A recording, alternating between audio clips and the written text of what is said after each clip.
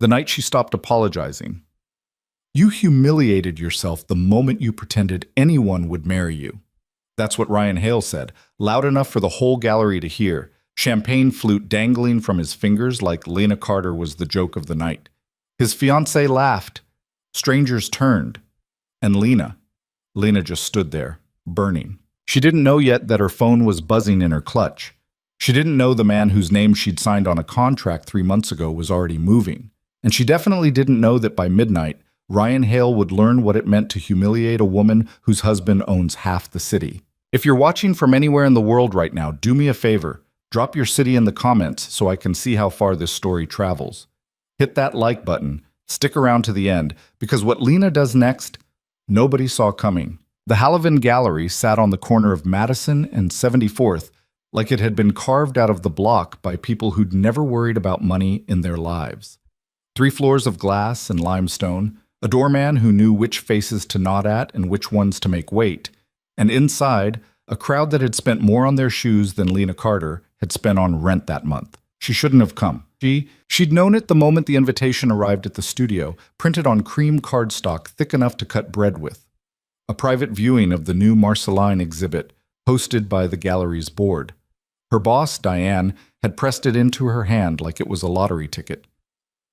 "You're going," Diane had said. "Marceline personally requested you.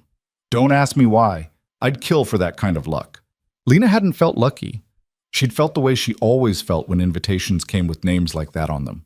Small, in the wrong dress, in the wrong zip code. But she'd gone home and pulled the black dress out of the back of her closet, the one she'd bought 2 years ago for an engagement party that never happened. And she'd told herself this was work. This was her career. She was 29 years old, she'd paid her own way through design school, she'd earned her desk at the studio, and she was going to walk into that gallery tonight, and she was going to be a professional. She kept telling herself that right up until she saw him. Ryan Hale. Standing by the centerpiece, some massive oil canvas of a woman dissolving into water, with one hand in his pocket and the other resting on the lower back of a woman who was not the woman he told Lena he needed to focus on himself for.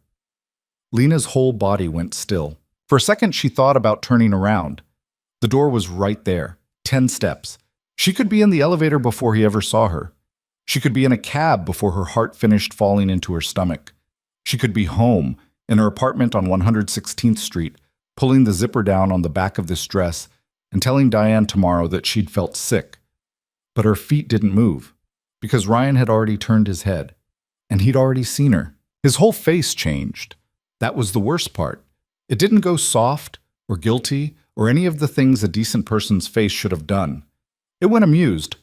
One corner of his mouth curled up like she'd just walked into a punchline he'd been waiting 2 years to deliver. "Well," he said, loud enough that 3 or 4 people nearby glanced over. "Look who they let in." The woman next to him turned too. She was tall, blonde, with the kind of jawline you only got from either surgery or genetics that had been saving up for 3 generations. She looked at Lena the way a woman looks at a stain on a tablecloth. "Who's this?" she asked. "Nobody," Ryan said, smiling. "Just somebody I used to know." Lena felt her face go hot. Her hand tightened around the stem of the champagne glass one of the servers had pushed into her hand when she walked in. She hadn't even taken a sip yet, and now she was worried she'd cracked the stem. She should have walked away. She knew it even as she was failing to do it.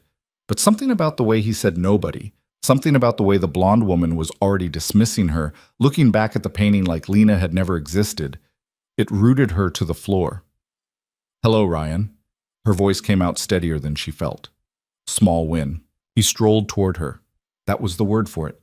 Strolled, like a man who had nothing to be ashamed of and a whole night to enjoy. The blonde followed a half step behind, her fingers threaded through his. "Lena Carter," he said, drawing her name out. "I wasn't expecting to see you here. This is a little above your usual scene, isn't it?" "Diane invited me." "Diane." He tilted his head. "Diane from, what was it? That little graphic design place over on the west side, the one with the leak in the ceiling? The studio's on Lexington now." "Ah," he smiled. "Moving up." He said it the way a man says how cute to a child showing him a drawing. Lena didn't answer. She'd learned, somewhere in the 2 years since Ryan had walked out of her apartment with a duffel bag and a speech about needing to grow, that the only thing worse than arguing with him was giving him the satisfaction of thinking he'd gotten to her. "This is Marissa," he said, finally remembering the woman attached to his hand. "My fiancée. Marissa, this is Lena. She and I dated for a while, back when I was figuring things out." Figuring things out. 4 years of her life reduced to a phase. Lena's jaw tightened. "Nice to meet you," Marissa said, in a voice that made it clear it was not, particularly. "You too." A beat. An awkward one. Ryan was watching Lena's face like he was waiting for something. A crack. A tremor. She could feel him waiting, and that was what did it. That was the thing that made her chin come up. "Congratulations," she said. "On the engagement." "Thank you." "When's the wedding?" "June." "That's fast." "When you know, you know," he said, and squeezed Marissa's hand, and Marissa giggled, actually giggled, and Lena thought, "I'm going to throw up. I am going to actually throw up in this gallery, and they're going to put me in a tabloid." "Well," she said, "I should go find—" "And you?" Ryan cut in. "Anyone special these days?" She should have said no. That was the clean answer. "No, I'm focusing on my career. No, I'm taking some time for myself." She'd used those lines on her mother, on her sister, on the two coworkers who kept trying to set her up with their cousins. But something about the way he was looking at her, something about that little smirk that said he already knew the answer, that he already pitied her for whatever pathetic little life she'd been leading since he upgraded. Something about it snapped. "Actually," she said, "I'm married." The words hit the air and sat there. Ryan blinked. Then he laughed. Not a chuckle. A real laugh. A head back, teeth out laugh. The kind that turned heads. "I'm sorry," he said. "You're what?" "Married." "You're married?" "Yes." "To who?" "You don't know him." "Oh, I bet I don't." His grin was enormous now, sharp at the edges. "Since when?" 3 months? 3 months? Yes? And you didn't? I mean, nobody told me. I haven't heard a word about this from anyone. You know Greg still works with your brother, right? Greg would have mentioned it." She hadn't thought about Greg. She hadn't thought about Greg in 2 years, and she hadn't thought about what it would mean that Ryan still had a back channel straight into her family. "It was small," she said. "Just the two of us. Just the two of you." His eyes were dancing. "Eloped?" "Something like that." "What's his name?" She hesitated a half a second too long. "Adrian." "Adrian what?" "Voss." A pause. Ryan's smile stayed on his face, but something flickered behind his eyes. For one breath, one single breath, Lena thought she saw something that looked almost like recognition. Then it was gone, and he was laughing again. But the laugh was different now. Forced. Too loud. "Adrian Voss," he said. "Sure, right. You're married to Adrian Voss, as in, what, the Voss Group Adrian Voss?" "Yes." Marissa laughed. A short, musical little thing. "Oh my God," Marissa said. Honey, that's sad." Marissa, no, I feel bad for her." Marissa turned to Lena, wide-eyed, sympathetic in the way rich women got sympathetic when they wanted to be cruel. "Sweetie, you don't have to lie. Nobody's judging you for being single. I'm not. Adrian Voss is not going to marry some... I'm sorry, what do you do again?" "I'm a designer." "A designer." Marissa smiled. "That's wonderful. That's a real job." Ryan was laughing so hard now he had to put a hand on Marissa's shoulder to steady himself. A few people had drifted closer. Someone was filming on their phone. She saw the glint of the screen, angled low near someone's hip. Her stomach dropped. "Okay," Ryan said, catching his breath. Okay, I'm sorry. That's a good one. You had me for a second there, I swear. Adrian Voss. You didn't want to maybe start with like a divorced dentist? Something believable?" "Ryan." What? I'm being nice. I'm genuinely impressed at the commitment to the bit." "I'm not." "Lena." He leaned closer, dropping his voice like he was doing her a favor. "Sweetheart, come on. I knew you when you cried over a $40 dinner check. You have to know how this sounds." "You don't..." "It's okay to be alone, you know. Doesn't mean something's wrong with you. It just means... Look, I told you when we broke up, you're a great girl, you're sweet, you're not built for my world. That's not an insult, that's math. Some people are meant for Manhattan, some people aren't. Someone behind him actually snickered. Lena's eyes stung. She didn't let the tears come. She'd die before she let him see her cry in this gallery, in this dress, with this many phones pointed at her. But her hand was shaking so hard that champagne was sloshing up the sides of the flute, and she couldn't make it stop. I have to go, she said. Don't. I have to go. She turned. Too fast.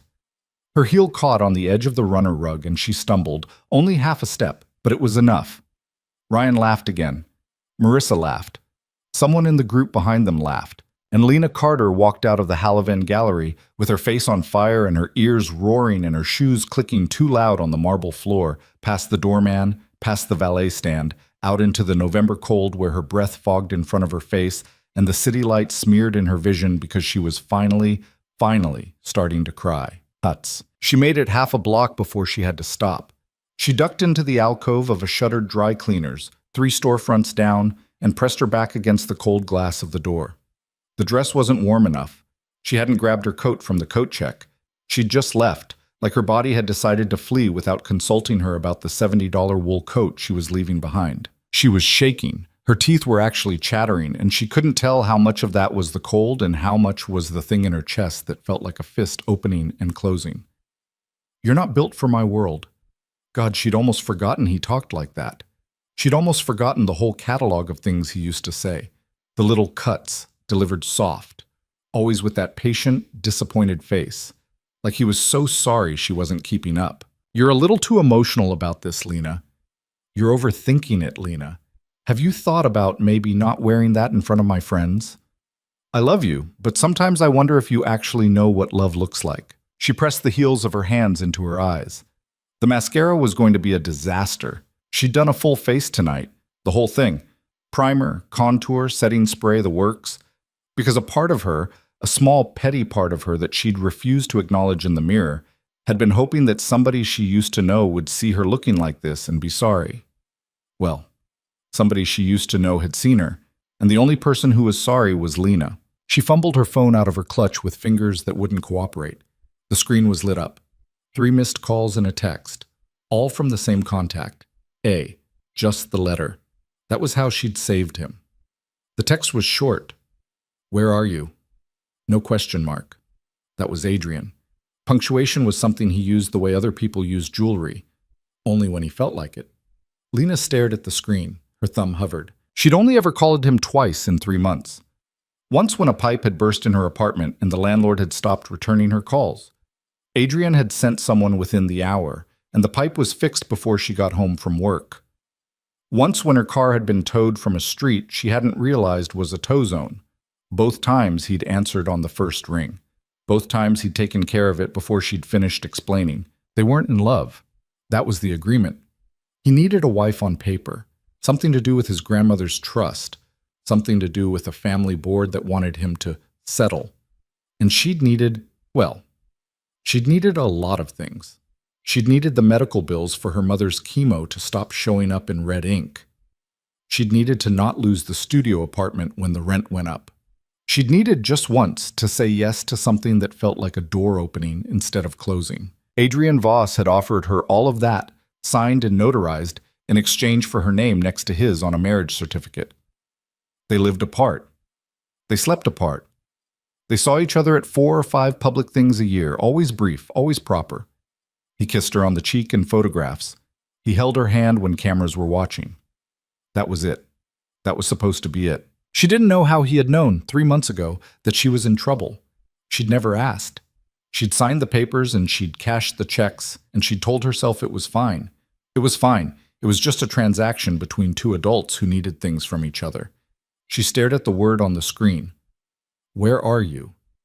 Her hands were shaking so badly she had to type it twice. Gallery. Outside. I need to go home. The 3 dots appeared immediately. Then the reply. Stay there. She blinked. Tried again. I can take a cab. Stay there. 2 minutes. She looked up the street. The gallery was a bright rectangle of gold light half a block away. The doorman still at his post, a few people filtering in and out. Any second now, Ryan would come out of there, probably to have a cigarette, probably with his arm around Marissa, and he'd see her standing out here alone in the cold, and he'd know she'd been crying. And he'd know. He'd know she'd lied. He'd know she'd run. He'd know everything he already thought he knew about her. Confirmed. Please, I just want to go home. She hit send before she could second guess it. No response this time. Just the read receipt, and then nothing. She waited.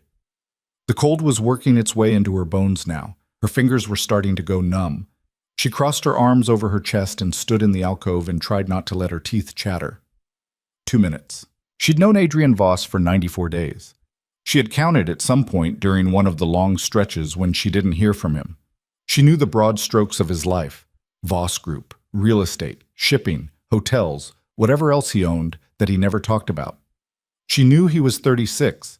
She knew his father had died when he was 19 and his mother lived in Greece. She knew he drank black coffee and he never laughed out loud, but sometimes his mouth did a thing that she had come to understand was the closest he got. She knew his penthouse on Central Park South had 13 rooms, and she had been in 6 of them. She did not know what he did when she texted him that she needed to go home. She found out when the black car pulled up at the curb. It wasn't the town car he usually used. This was something lower, sleeker, an SUV with tinted windows so dark she couldn't see inside. It stopped at the exact spot in front of the alcove where she was standing, like someone had known exactly where to look. The back door opened, and Adrian Voss got out. He didn't rush. He never rushed. He stepped out of the car the way he stepped out of every room, like whoever was waiting for him could keep waiting, and he closed the door behind him, and he looked at her. He was in a tuxedo, black tie. He'd been at something, obviously. His hair was slightly out of place, just at the one spot on the side where he always ran a hand through it when he was thinking. His tie was slightly loosened. She had never, in 3 months, seen his tie loosened. Lena, he said. Just that. Her name. She opened her mouth. Nothing came out.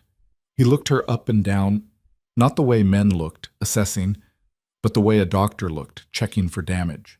His eyes stopped on her bare arms, on the goosebumps, on her smeared mascara, on the way her hand was clenched around her clutch so hard the knuckles were white. You're freezing, he said. I'm fine. He took off the jacket of his tuxedo. Just like that. He peeled it off and he held it out and she stared at it for a full 2 seconds before he sighed through his nose and stepped forward and put it around her shoulders himself. It was warm. It smelled like him. Some cologne she'd never identified, something dark and clean, and under it, just a faint trace of cigarette smoke that meant he'd been somewhere tonight with people he didn't like. Get in the car, he said. I can take a... Lena. She got in the car.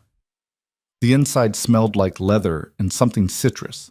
The driver, a man she'd seen twice before and whose name she couldn't remember, didn't turn around. Adrian slid in beside her and closed the door and the whole world got quiet. For a long moment, neither of them said anything. What happened? He said finally. Nothing. He turned his head to look at her. Adrian Voss had a way of looking at people that was not comfortable. It wasn't angry. It wasn't intimidating exactly. It was just that he looked fully, without any of the little social softenings most people put in their eye contact. When Adrian looked at you, he was actually looking at you. Most people couldn't hold it. Lena usually couldn't either, but she was exhausted, and she was too cold and too humiliated and too tired to lie. I ran into someone, she said. Who? My ex, Ryan Hale. A pause. Inside. Yes? What did he do? Nothing. He just... She swallowed. Her throat was closing up again. He was there with his fiancée. We talked. It wasn't... Lena. He was an ass, she said. Okay? He was an ass. He humiliated me in front of a whole room full of people. I said I was married to you, and he laughed. He said I was lying. He said a lot of things. It doesn't matter. I'm fine. I just want to go home. Adrian didn't move. His face didn't change. But she felt something shift in the air of the car, something that had the same weight as a change in pressure before a storm. He said you were lying, Adrian said. Quiet. He laughed. In front of how many people? I don't, 20, 30? Somebody was filming. I don't know. It doesn't matter. It matters. Adrian, I just want to go home. Where is he now? What? Ryan, where is he now? Is he still inside? I guess. He was when I left. Adrian, I really just want to Daniel. The driver's eyes came up in the rear view. Take us back to the gallery, Adrian said. No, what? No. Adrian, no, I don't want to go back. Yes, you do. I don't. He turned to her fully now, and for the first time since she had met him, the first time in 94 days, she saw something in his face that was not calm. It wasn't loud. It wasn't dramatic. It was just this. The muscle in his jaw was working, very slightly, and his eyes had gone to a color she didn't have a name for. Lena, he said, listen to me. Okay? You are going to walk back into that gallery with me. Adrian, you're going to walk in on my arm, and you're going to let every single person in that room see whose name you're carrying, and you are going to let that man understand, in front of everyone who just watched him laugh at you, exactly what he laughed at, and then we are going to leave, together, and you are never going to think about him again. Her mouth was dry. I don't want a scene. There won't be one. You don't know that. I do. She shook her head. Adrian, I just want to go. I don't need you to. I'm not doing it for you. She stared at him. I'm doing it for me, he said, because I will not have a man stand in a room in my city and call my wife a liar and walk out of that room unbothered. That does not happen. Not while my name is on that certificate. Not while you are wearing it. She didn't know what her face was doing. He saw it, whatever it was, and his voice changed. Softer, just a click. You can say no, he said. If you say no, we leave. I'll take you home and I won't mention it again. She looked at him. 94 days. She had known this man for 94 days. She had lived most of those days across the park from him, in an apartment he paid for and never visited. She had signed a contract. She had taken his name in the paperwork and kept her own in her life. They were business partners with a marriage certificate, and she had never once, in 3 months, asked him for anything. Now her mascara was smeared down her face, and she was wearing his jacket, and he was asking her permission to defend her honor in the middle of Madison Avenue. Okay, she heard herself say. His eyes closed for a half second, just a half second. Then they opened, and he nodded once. Daniel? Yes, sir. Pull up to the door. The car eased to the curb in front of the Halavan. Adrian got out first. He walked around to her side and opened her door himself. The driver had started to, and Adrian had given him a look, and the driver had sat back down. He held out his hand. Lena took it. His hand was warm. His grip was steady. She realized somewhere in the 3 steps between the curb and the door that she had never actually held his hand before, only touched it. Only been photographed with her fingers loose in his at galas. This was different. This was his whole hand wrapped around hers like an answer. The doorman's eyes went wide. Mr. Voss, the doorman said. Good evening. Good evening, sir. He held the door. Adrian inclined his head exactly half an inch. They walked in. The room was just as she'd left it, only louder now. More people. Another round of drinks. The low hum of a string trio somewhere near the stairs. The chandelier caught the light and threw it back across the polished floor. The painting of the dissolving woman watched over everything. Ryan was in the same spot. He had one hand on the small of Marissa's back and the other raised in the middle of a story he was telling 2 men in matching tuxedos. He was laughing about something. His head was thrown back. The story died in his mouth. It happened in stages. First his eyes caught on Adrian. Just a flicker, a reflex, the way anyone's eyes caught on someone who walked into a room with that much gravity. Then the recognition landed. Then his eyes moved, just slightly, to the hand that Adrian was holding. Then to Lena.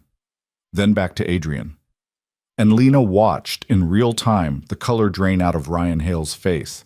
The room did the thing rooms do when something shifts in them. Conversations didn't stop all at once. They sort of slowed down, the edges going thin, as people started to notice other people noticing. A woman by the bar set her glass down on the counter without looking. A man in a red pocket square turned halfway around and then just stayed like that, caught between directions. Someone, somewhere near the back, said, "Oh my God," under their breath. Adrian didn't look at any of them. He walked, slowly. He walked with Lena's hand in his and his eyes on exactly one man in the room. And the crowd parted. That was the only word for it. People stepped aside without being asked, and the string trio kept playing some soft cover of something, but everybody had stopped listening. They stopped in front of Ryan. Up close, Ryan looked smaller. Lena hadn't ever noticed that Adrian was taller. Not by a lot. Just enough that Ryan had to angle his chin up a fraction, and she watched him hate it. "Mr. Hale," Adrian said. Ryan's mouth opened, closed, opened. He said, I'm sorry, we haven't. Right, I didn't think, Adrian Voss. Right, yes, of course. I believe you know my wife. Ryan's eyes jerked to Lena. They were glassy now, slightly unfocused, the eyes of a man who was running calculations much faster than his face could keep up with. Marissa had gone very still beside him. "Lena and I," Ryan said. "Yes, we used to. I heard. It was I heard what you said to her." The room, already quiet, got quieter. I didn't. I think there may have been a misunderstanding. There wasn't. You said my wife was a liar." Ryan's mouth opened, and whatever he was going to say died on the way out. A man in the group he'd been talking to took one step back. "Just one. Just enough." I didn't know," Ryan said. His voice was unsteady now. "I didn't know she was. I thought she was. You thought she was alone." "I didn't. You thought she was alone," Adrian said again. Quiet, almost gentle. "And because you thought she was alone, you thought you could do that to her. In public, in front of people. You thought there would be no one standing behind her when she walked out that door. Mr. Voss, that was your mistake." The silence that followed was the loudest silence Lena had ever heard in her life. Ryan swallowed. You could see his throat work. "I apologize," he said. "Sincerely. To Lena, to you. I had had a few drinks, and I spoke out of turn, and it was wrong. It was very wrong. I apologize." Adrian looked at him. He didn't speak for a long moment. He just looked. And Lena watched Ryan Hale, the man who had once told her she'd gained weight after Thanksgiving, the man who had told her the reason he didn't come to her mother's funeral was because he didn't want to make it about him. The man who had spent 4 years finding inventive new ways to make her feel too much and not enough. She watched him stand there in a $1,000 suit and slowly start to sweat. "Say it to her," Adrian said. "What?" "Not to me. To her." Ryan turned to Lena. His face was very pale now. Marissa had actually let go of his arm, just a small gesture, a half-inch of distance. Lena saw it, and she knew Marissa saw it too. "Lena," Ryan said, I'm sorry for what I said." Lena looked at him. She looked at him, and she waited to feel something. Triumph, vindication, a clean, shining moment of "I win." What she felt instead was tired. He looked so small. That was the thing she kept coming back to. This man. This man she had cried over for months. This man she had rearranged her whole life around for 4 years. He was just a man in a suit who was sweating through his shirt because someone bigger than him had walked in the room. He had never been more than that. She just hadn't been able to see it before. "It's fine," she said. "No, it's not," Ryan said, quickly, too quickly. "It's not fine. I shouldn't have." "It's fine, Ryan." He stopped. "Enjoy your engagement," Lena said. She didn't say it mean. She didn't say it sweet. She just said it. And she watched his face do something complicated. The humiliation, the relief, the confusion of a man who'd been braced for impact and had instead been handed nothing. Adrian's hand tightened on hers. Once. A small squeeze. She thought he might have been saying good. He turned, still holding her hand, and walked her toward the front of the room. They didn't rush. They didn't look back. He guided her through the crowd the way you'd guide someone through water. steady, patient, a hand at the small of her back now, not pushing, just there. She could feel 100 eyes on her. She could feel her own heart pounding in her ears. At the door, the doorman was already holding it open. "Mrs. Voss," he said. She had never been called that before, not out loud, not to her face. She walked through the door. Outside, the cold hit her again, but it was different now. The shaking in her hands had stopped. She hadn't noticed when. She was still wearing his jacket, and the hem dragged a little past her hips because he was taller than she was, and she could feel the warmth of his body still in the lining. The car was waiting. Adrian opened her door. She got in. He walked around to the other side. When he slid in beside her, he didn't say anything for a long moment. He just sat, his hands on his knees, his eyes forward. Then he turned to her. "Are you all right?" he said. It wasn't a rhetorical question. It wasn't a social one. He was asking because he wanted the answer. "I don't know," she said. He nodded, like that was an acceptable answer. Like "I don't know" was, in fact, the answer he'd been expecting. The car pulled away from the curb. The gallery receded in the rear window. Gold light, glass doors, the chandelier burning inside like something she was finally done looking at. "Adrian," she said. "Yes." "Why did you come?" He didn't answer right away. He was looking at her with that same careful look, the doctor's look, the one that checked for damage. "You said you needed to go home," he said. "That's not what I asked." "I know." He turned back to the window. "I'll tell you later," he said. "Not tonight." She looked at him, at the sharp line of his jaw, at the ties still slightly loosened, at his hands, which she now noticed were not quite as steady on his knees as he probably wanted them to be. Something moved in her chest, something she didn't have a name for yet. "Okay," she said. The car turned onto Park Avenue. The city blurred past the window in its long, bright ribbon of light. Somewhere behind them, in a gallery full of people who would be telling this story at every dinner party for the next 6 months, Ryan Hale was standing in the middle of a room where no one would quite meet his eyes. Lena Carter pulled Adrian's jacket tighter around her shoulders, and she leaned her head against the cold glass of the window, and for the first time all night, for the first time in a long time, she let herself close her eyes. She didn't know yet that the man sitting next to her had been watching her for much longer than 3 months. She didn't know that the marriage she'd signed out of desperation had been waiting for her before she ever knew his name. She didn't know that the real story of Adrian Voss was about to come apart in a 13-room penthouse on Central Park South, and that by the end of the night, she would have to decide whether the truth was a gift or a cage. She just knew that for the first time in a long time, she was warm. And the car kept driving. The car moved through the city in a silence that wasn't quite silence.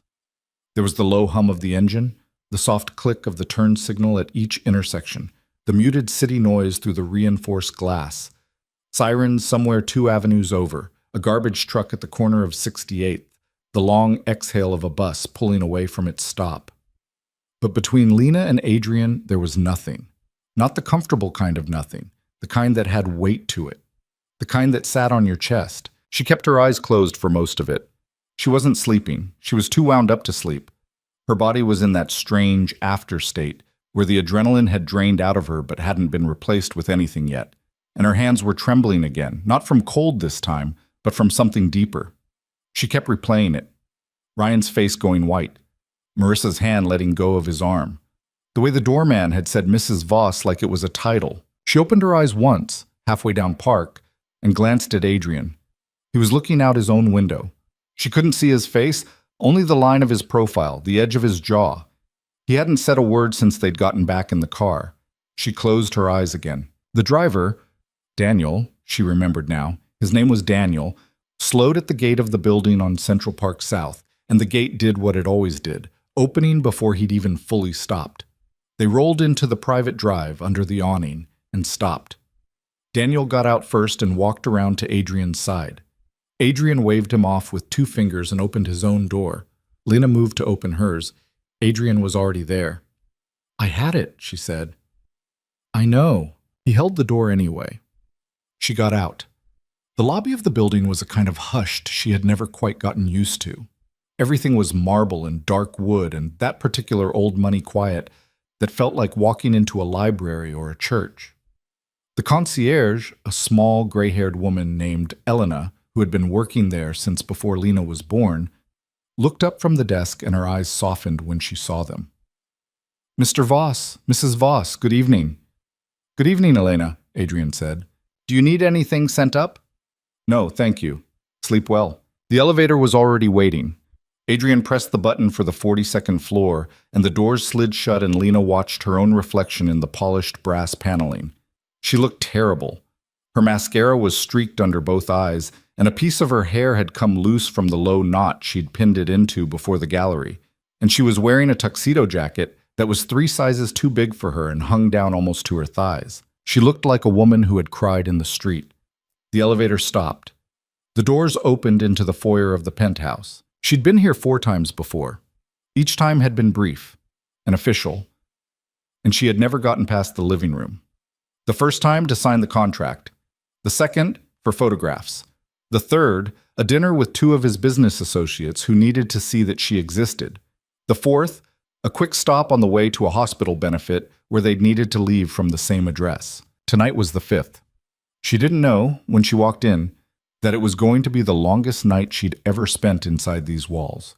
He took her coat, his jacket, really, and hung it in the closet by the door. He loosened his tie the rest of the way and pulled it off and set it on the marble-topped console. He turned on a single lamp, just the one, in the corner of the living room, so the whole space glowed in amber and nothing else. "Sit down," he said. "I'm okay. Sit down, Lena, please." It was the please that did it. She walked to the long, low couch by the window and she sat. The view was what it always was. The park spread out black and endless, the lights of the west side a glittering wall on the other side of it, the city going on forever in every direction. He went to the kitchen. She heard him pour water. He came back with 2 glasses and set one in front of her. "Drink this." "I don't need—" "Lena." She drank it. He sat down in the armchair across from her. Not on the couch. Not beside her. He sat where he always sat when they were in a room together, at a measured distance, with a low table between them. He watched her drink the water, and he waited. "Thank you," she said, when the glass was empty. "You don't have to thank me." "For tonight. I mean, for—" "I know what you mean." He paused. "You don't have to thank me for that either." She set the glass down. Her hands had mostly stopped shaking.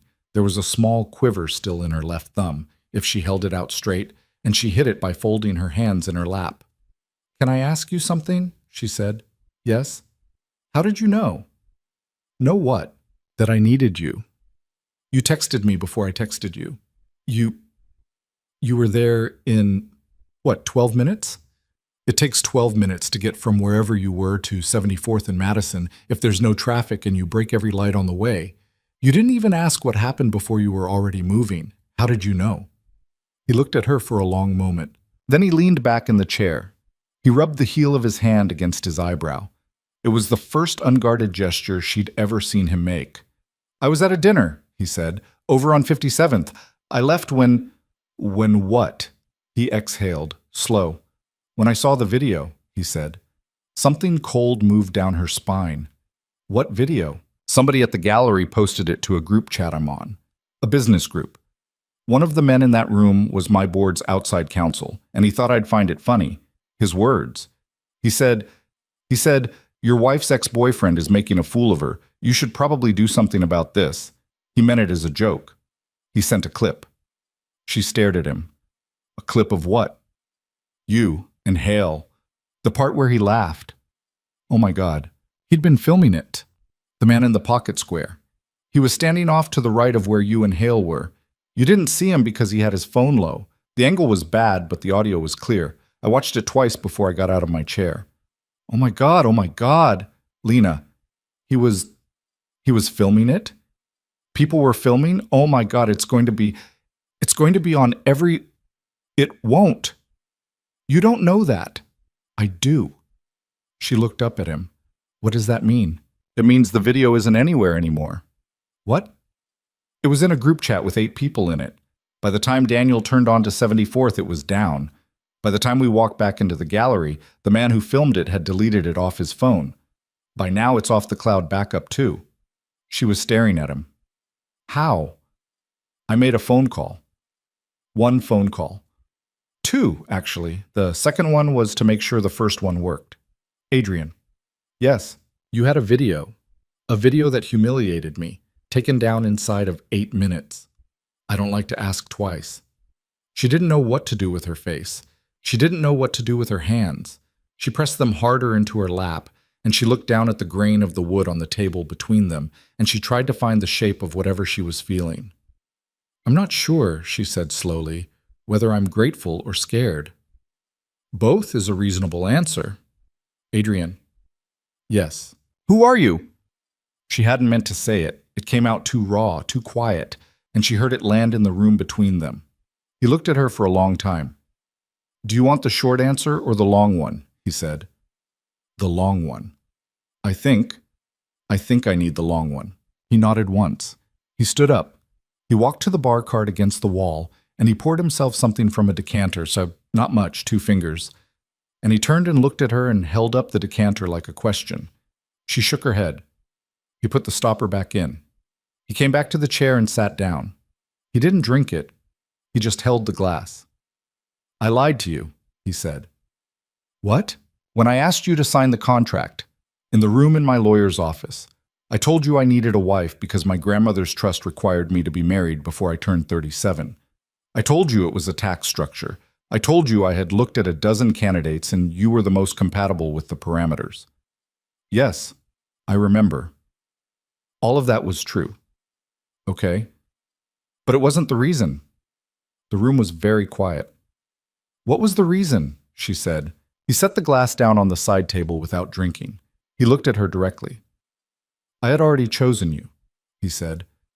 Before the trust came up. Before the lawyer drew up a single document. A year and a half before, actually. I chose you, and then I built the reasons around it. I don't understand. I know, I'm going to tell you. I'd like you to let me get to the end before you decide what you think. She nodded. She couldn't feel her lips. Do you remember, he said, a project at your studio? About 2 years ago. A rebrand for a small restaurant group. 4 locations in the Village and Soho, called, what was it? Wren and Oak. Wren and Oak. Yes, I did that project. I did the whole thing. Diane let me run it. I know. I was one of the principal investors. She stared at him. You were on the investor list for that group? Quietly.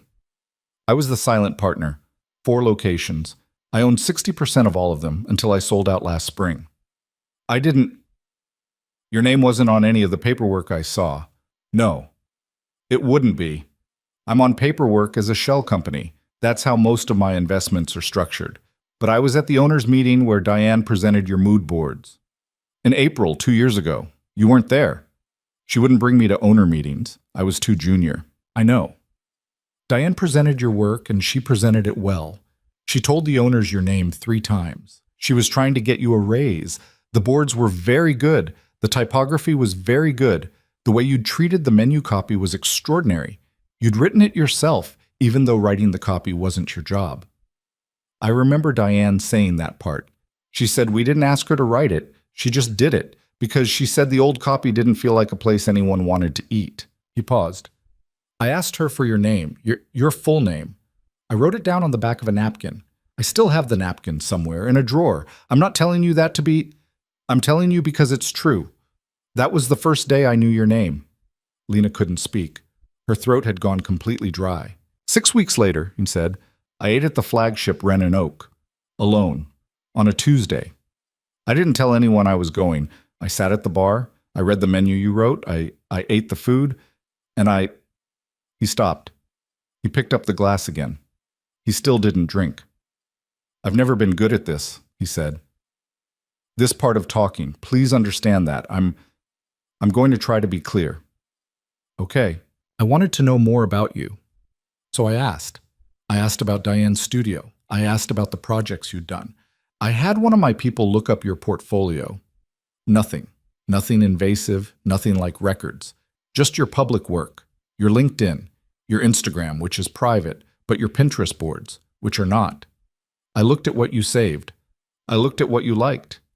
Adrian, I know how this sounds. I know.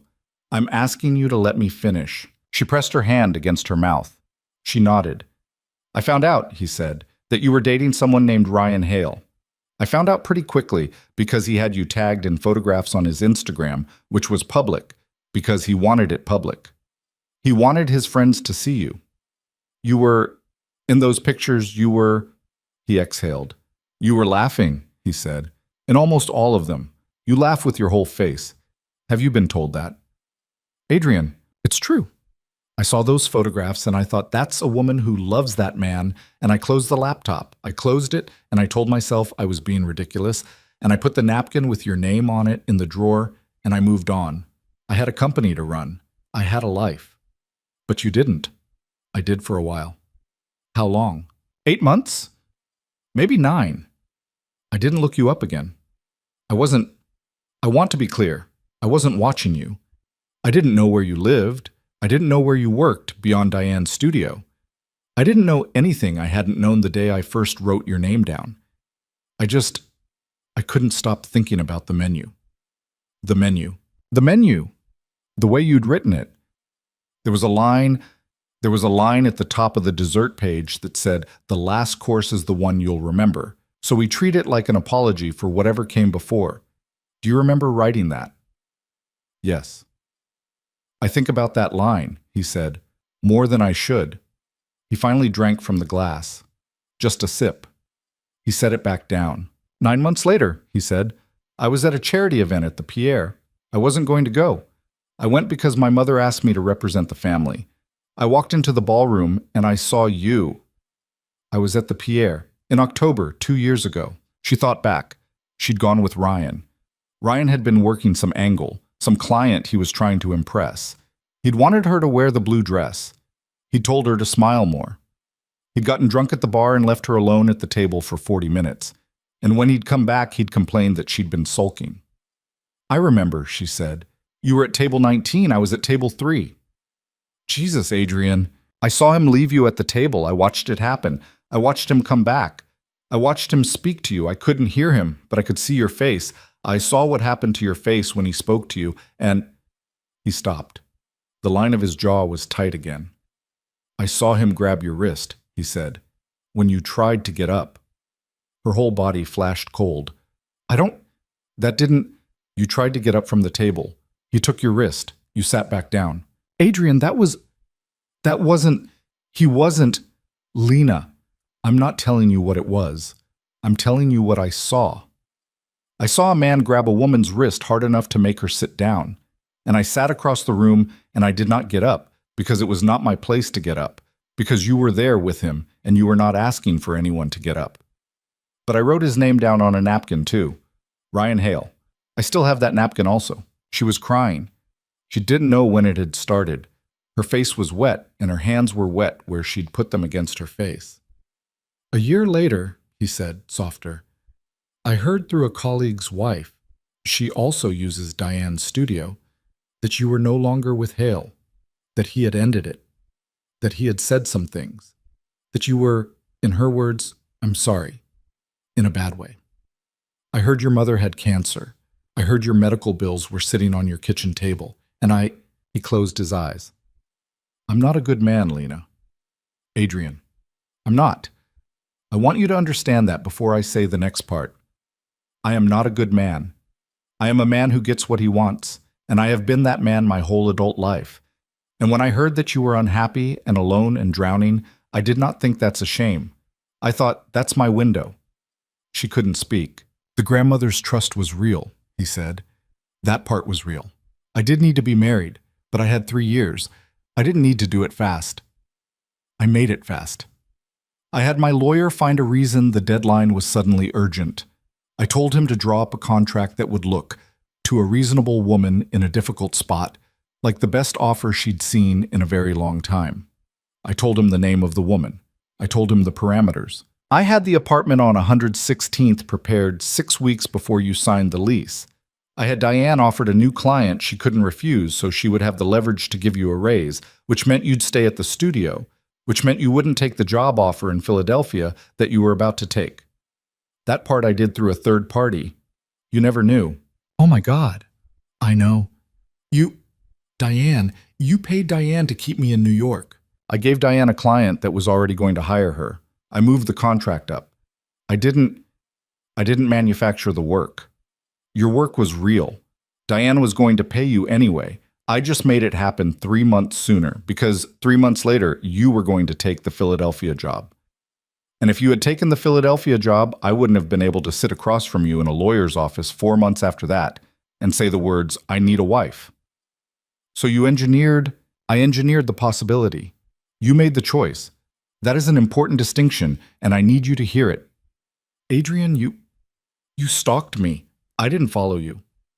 You paid people to... I paid no one to do anything to you. I gave a woman a business contract that she had every right to refuse. I prepared an apartment in case you needed one, which I never offered until after you said yes to me. I made no phone call about you to anyone who could affect your life without your consent. I did one thing, and one thing only, that I won't apologize for, and you should know what it is. What? I had someone watch Hale for about 6 weeks, after I heard what he'd said to you after the breakup. I wanted to know if he was going to come back. I wanted to know if he was going to escalate. And if he had, I was going to find out, and I was going to end him. Not hurt him, not threaten him, end him, in a financial sense, in every sense that mattered to him. But he didn't. He moved on to the next woman. He let you go. And so I stood down. I put the napkin away. I paid the man off, and I told him to stop. How long did you watch him? 41 days. Adrian, I know. She stood up. She had to. She couldn't sit anymore. She walked to the window and she put her forehead against the glass and she breathed. The park was black below her. The west side glittered. The world was the same as it had been at the gallery. I need a minute, she said. Take as many as you want. Don't talk. Okay? She stood there with her forehead on the glass for a long time. Long enough that the glass warmed up where her skin was. Long enough that her breath fogged a little circle of it and then faded. Long enough that behind her, she heard Adrian set the glass down on the table and not pick it back up. Why are you telling me this now? She said, still to the window. Because you asked me how I knew. That's not why. No, it isn't. Why? A pause. Because tonight, he said, I stood in that gallery and I watched a man laugh at you for saying my name. And I realized I would rather have you hate me for telling you the truth than have you stand in another room for the rest of your life, thinking you were married to a stranger who got lucky. She closed her eyes. I don't want you to sign another piece of paper because you need something from me, he said. I want you to know what you're inside of. I want you to decide, knowing all of it, whether you want to stay. Stay. In whatever this is. We have a contract, Adrian. I'll tear it up tomorrow. She turned. What? If you ask me to, I'll tear it up. Tomorrow morning, I'll have my lawyer dissolve it. The money stays, the apartment stays. Your mother's bills, the fund I set up for that stays. It's in a trust. I can't legally take it back, and I wouldn't if I could. You walk out of here with everything you've already been given, and you never have to see me again if you don't want to. Your name goes back to Carter. The whole thing goes away. You'd do that. Yes. Just like that. Not just like that, but yes. She looked at him, really looked. He was sitting on the edge of the chair now, his elbows on his knees, and his shirt was wrinkled at the cuffs where he'd had the tuxedo jacket on over them, and his hair was falling across his forehead because he'd stopped bothering to push it back, and his eyes were the most tired she'd ever seen anyone's eyes. He wasn't performing anything. That was what got her. There was no calculation in his face. For the first time since she had met him, Adrian Voss looked like a man who was ready to lose. Why did you come tonight? She said again. Different this time, softer. I already answered that. Tell me the real answer.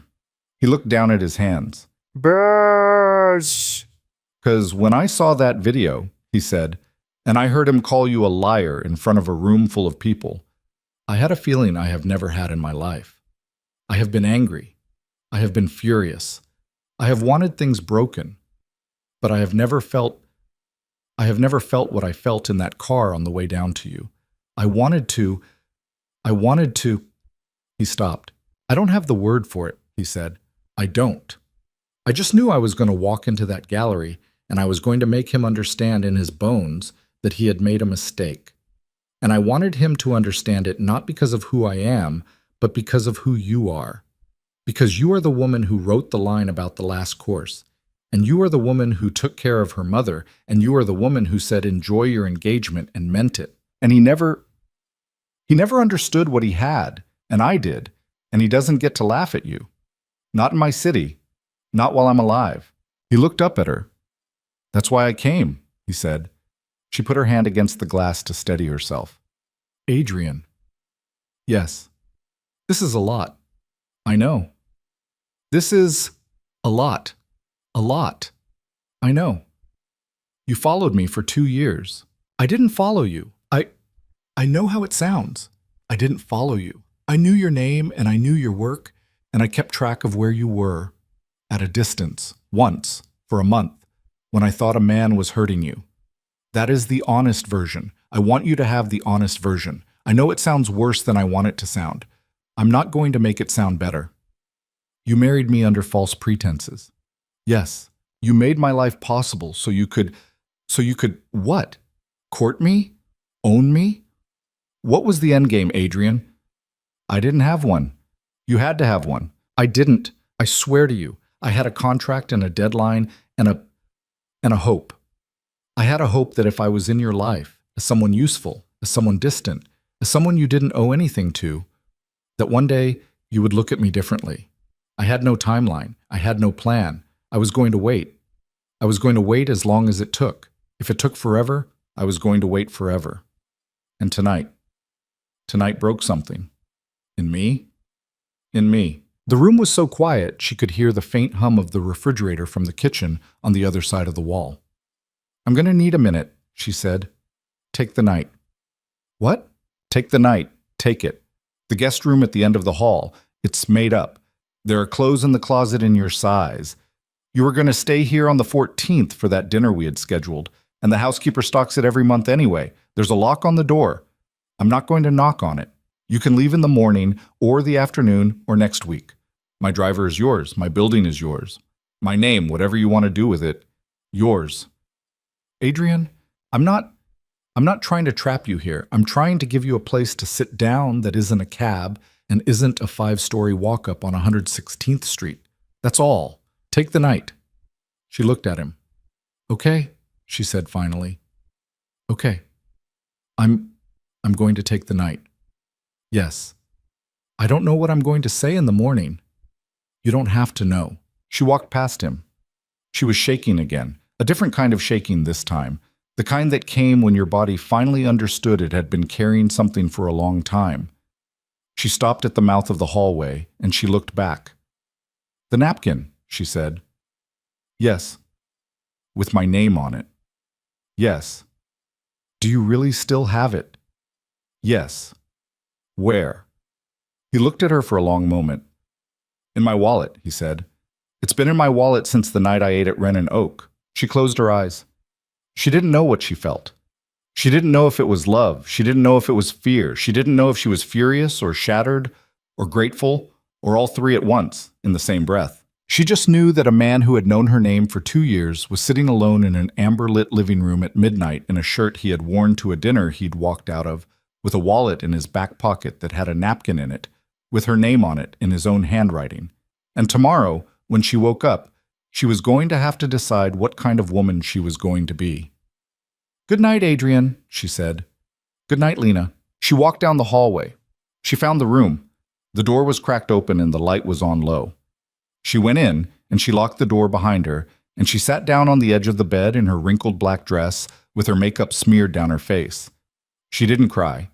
She didn't sleep either. She sat there for a long, long time, looking at the skyline through the window, and she thought about all the ways a life could tilt without breaking, and about a napkin in a wallet, and about what it meant to be wanted by someone who had been honest about wanting you only after he had already spent 2 years paying for the privilege of being in the same room as you. Somewhere around 3 in the morning, she lay down on top of the covers, still fully dressed, and she put one hand flat against her own chest, where her heart was still beating too fast.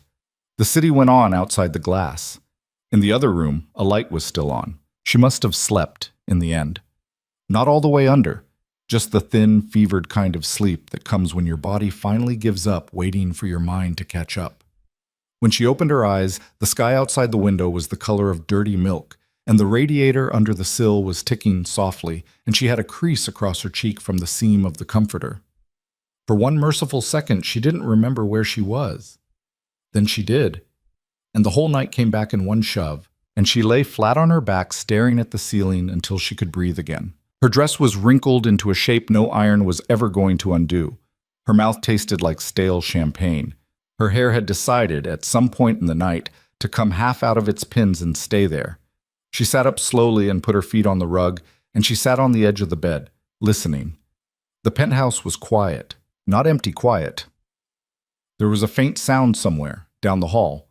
The low burble of a coffee maker, maybe, or the hiss of a kettle, and the soft tread of someone moving around a kitchen. But it was the quiet of a house where nobody was about to burst in on you. She sat in that quiet for a long moment. Then she got up, and she went to the closet. He hadn't lied about that either. There were clothes hung on wooden hangers with a kind of calm order that made her chest tight in a way she didn't want to examine. A soft gray cashmere sweater, a pair of wide-leg wool trousers, a plain white t-shirt folded on a shelf, socks in a small drawer. She picked the t-shirt and the trousers because the sweater felt too deliberate, too close to a costume. The bathroom mirror didn't spare her. She scrubbed her face with the back of a washcloth, and most of the mascara came off in gray streaks on the terry cloth, and the rest she got with a second pass. Without the makeup, her face looked younger than she felt. Tired. A little hollow around the eyes. She stared at herself for a long time. Then she twisted her hair up into a loose knot, and she walked out of the room. Adrian was in the kitchen. He was at the island, standing, not sitting. He had an espresso cup in one hand and his phone face down on the marble in front of him. He wasn't looking at the phone. He was just standing there, very still, the way he'd been standing at the bar in the gallery for that half second before he noticed her. His hair was wet. He'd changed. Gray sweater, dark pants, bare feet on the tile. She hadn't known he owned sweaters. She hadn't known his feet had a shape like everyone else's. There was something about seeing him barefoot in his own kitchen that made him look, not smaller, exactly, more real. He looked up when she came in. "Hi," she said. "Hi. What time is it?" 7:40. I thought it was later. You slept about 3 hours. How do you know? I don't. I'm guessing. He gestured small at the espresso machine. Do you want... There's coffee. There's tea. The housekeeper brought bagels. She knocked earlier and I told her we weren't ready for anything yet. There's fruit. There's whatever you want. Coffee's fine. Milk? A little. He made it himself. She watched. It was strange. She had been in this kitchen 4 times, and 3 of those times there had been a housekeeper in here doing everything, and the 4th time he had poured her a glass of water from the tap without looking, but he had never made her coffee. She watched him tamp the grounds the way somebody tamps grounds when they do it every morning of their life. She watched him warm the milk in a small steel pitcher. He slid the cup across the marble to her, and he did not meet her eyes. Thank you. Sure. She wrapped both hands around the cup. It was warm. It was the only warm thing in the room. He didn't say anything. He wasn't going to. She could see that already. He was going to wait. He was going to stand there in his kitchen and wait her out, because he had told her last night she could have the night and the morning, and as long as she needed, and he was not, it seemed, a man who walked back the things he said. That was almost worse. A man who pushed, she could push back on. She took a sip of the coffee. It was good. She set it down. I'm angry with you, she said. Okay. I want you to know that before we say anything else. Okay. I haven't decided what I'm going to do, but I'm angry. I'm furious, actually. I didn't know I was until just now. Yes. She looked at him. Is that all you're going to say? Yes. Okay. What do you want me to say? I don't know. I want you to defend yourself. I want you to make me feel like I'm being unreasonable, so I have something to push against. I'm not going to do that. Why not? Because you aren't being unreasonable. She let out a breath that was half laugh, half something else. She set the cup down too hard. Coffee sloshed over the rim and pooled on the marble. Adrian, you followed me. You had somebody watch Ryan for a month and a half. You put me in an apartment I didn't know was yours. You moved furniture around in my life I didn't know was being moved. And you want me to just, what? You want me to be mad for an appropriate amount of time and then come sit on the couch with you and have a muffin? I don't want anything from you. That's a lie. It isn't. It is. Everyone wants something. Last night you said you wanted me to stay. You said it in those words. I said I wanted you to decide. Those aren't the same thing. I know. She pressed her palms to her eyes. The coffee was going to stain the marble. She grabbed a kitchen towel off the ring by the sink and she wiped it up. She did it meanly, efficiently, like she was punishing the countertop for existing. Can I ask you some things? She said. Yes. And you'll answer them. Straight. No. No.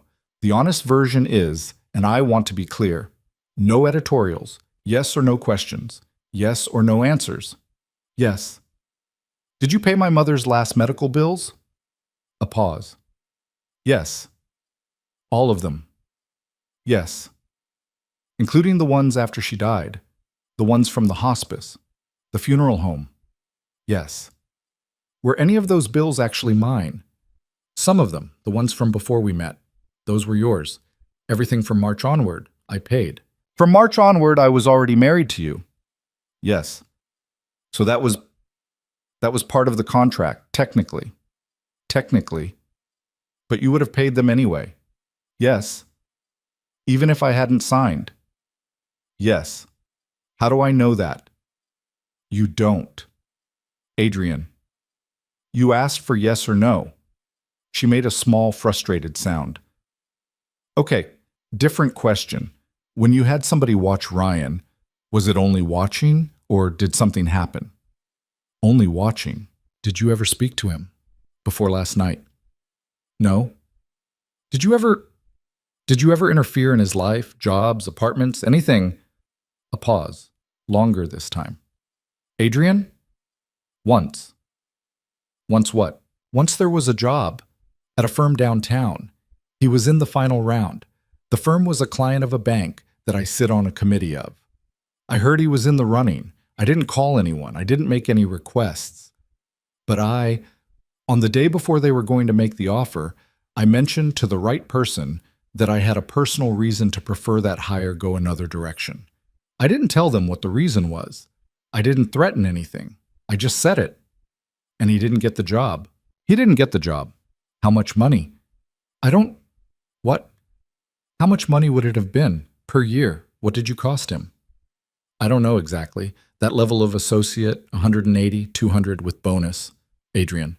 Yes, that's a lot of money to take from somebody who grabbed your wife's wrist at a dinner.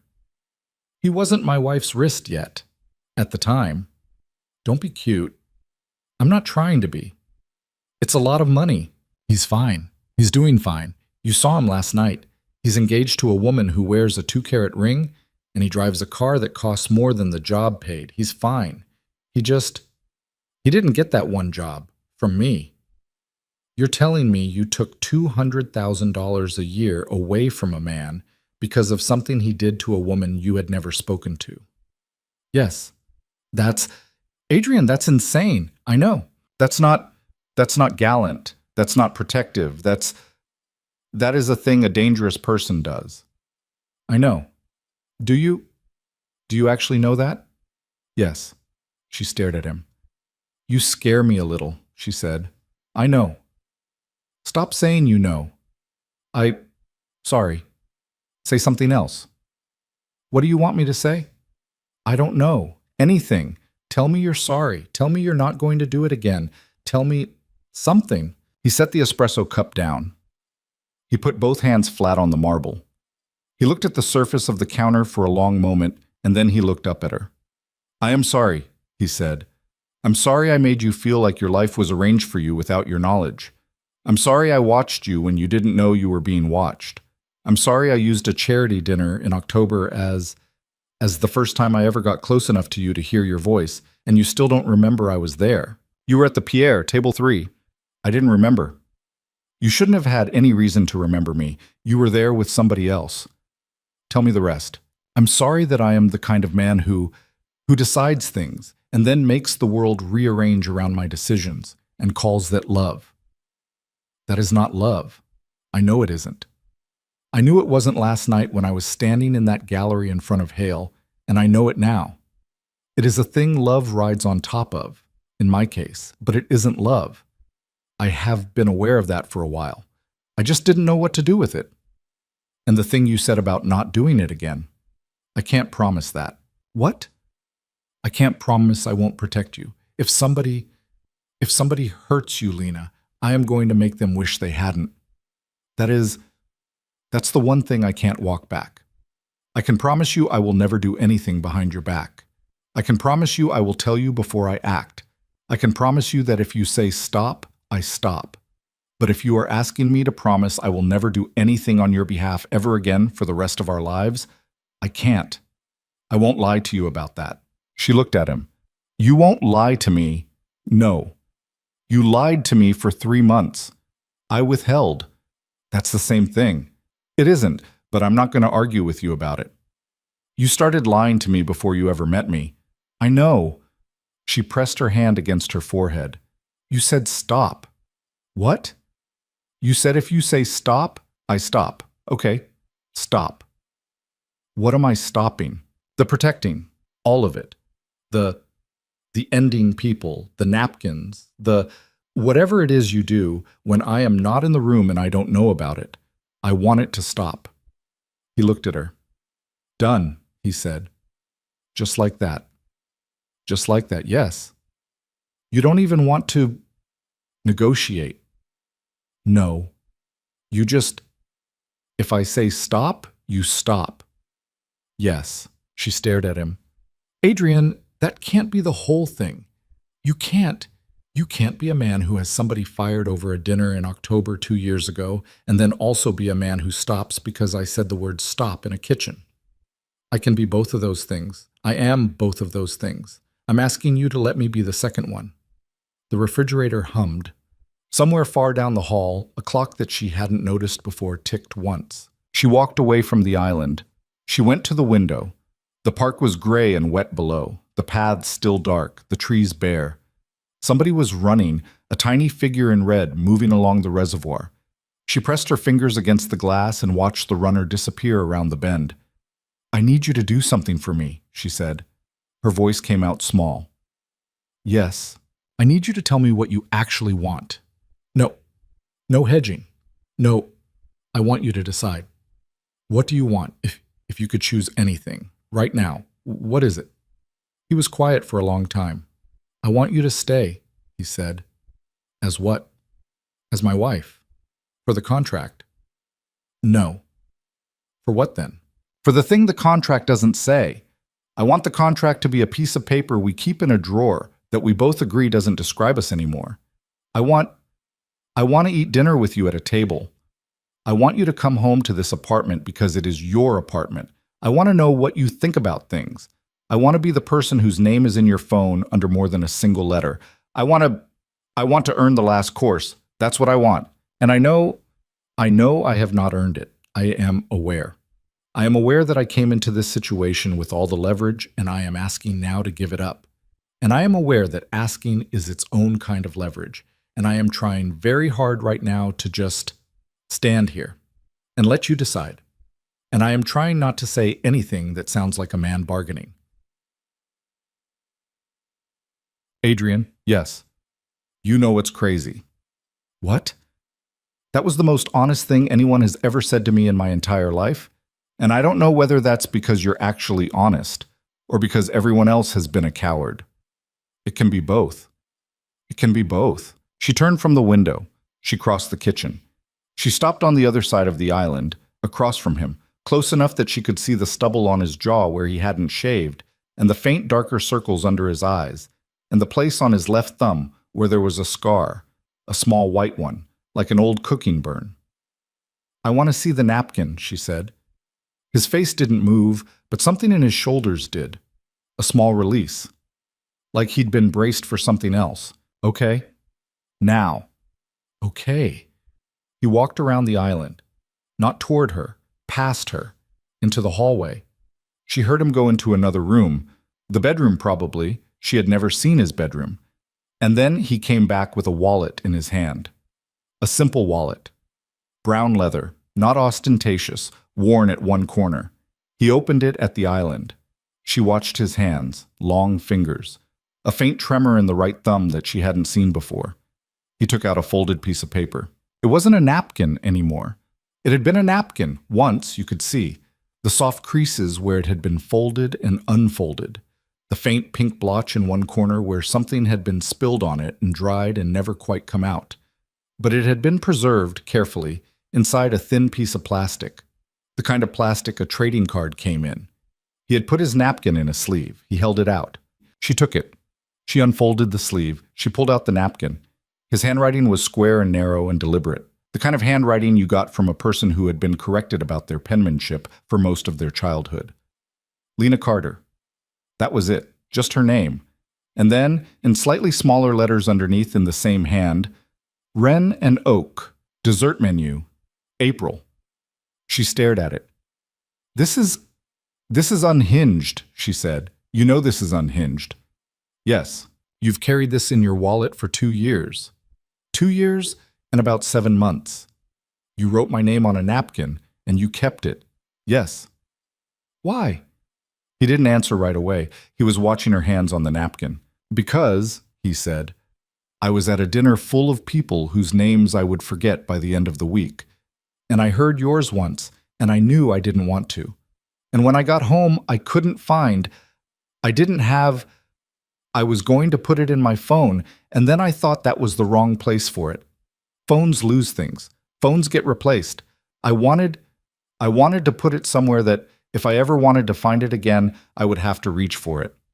Adrian. I know how it sounds.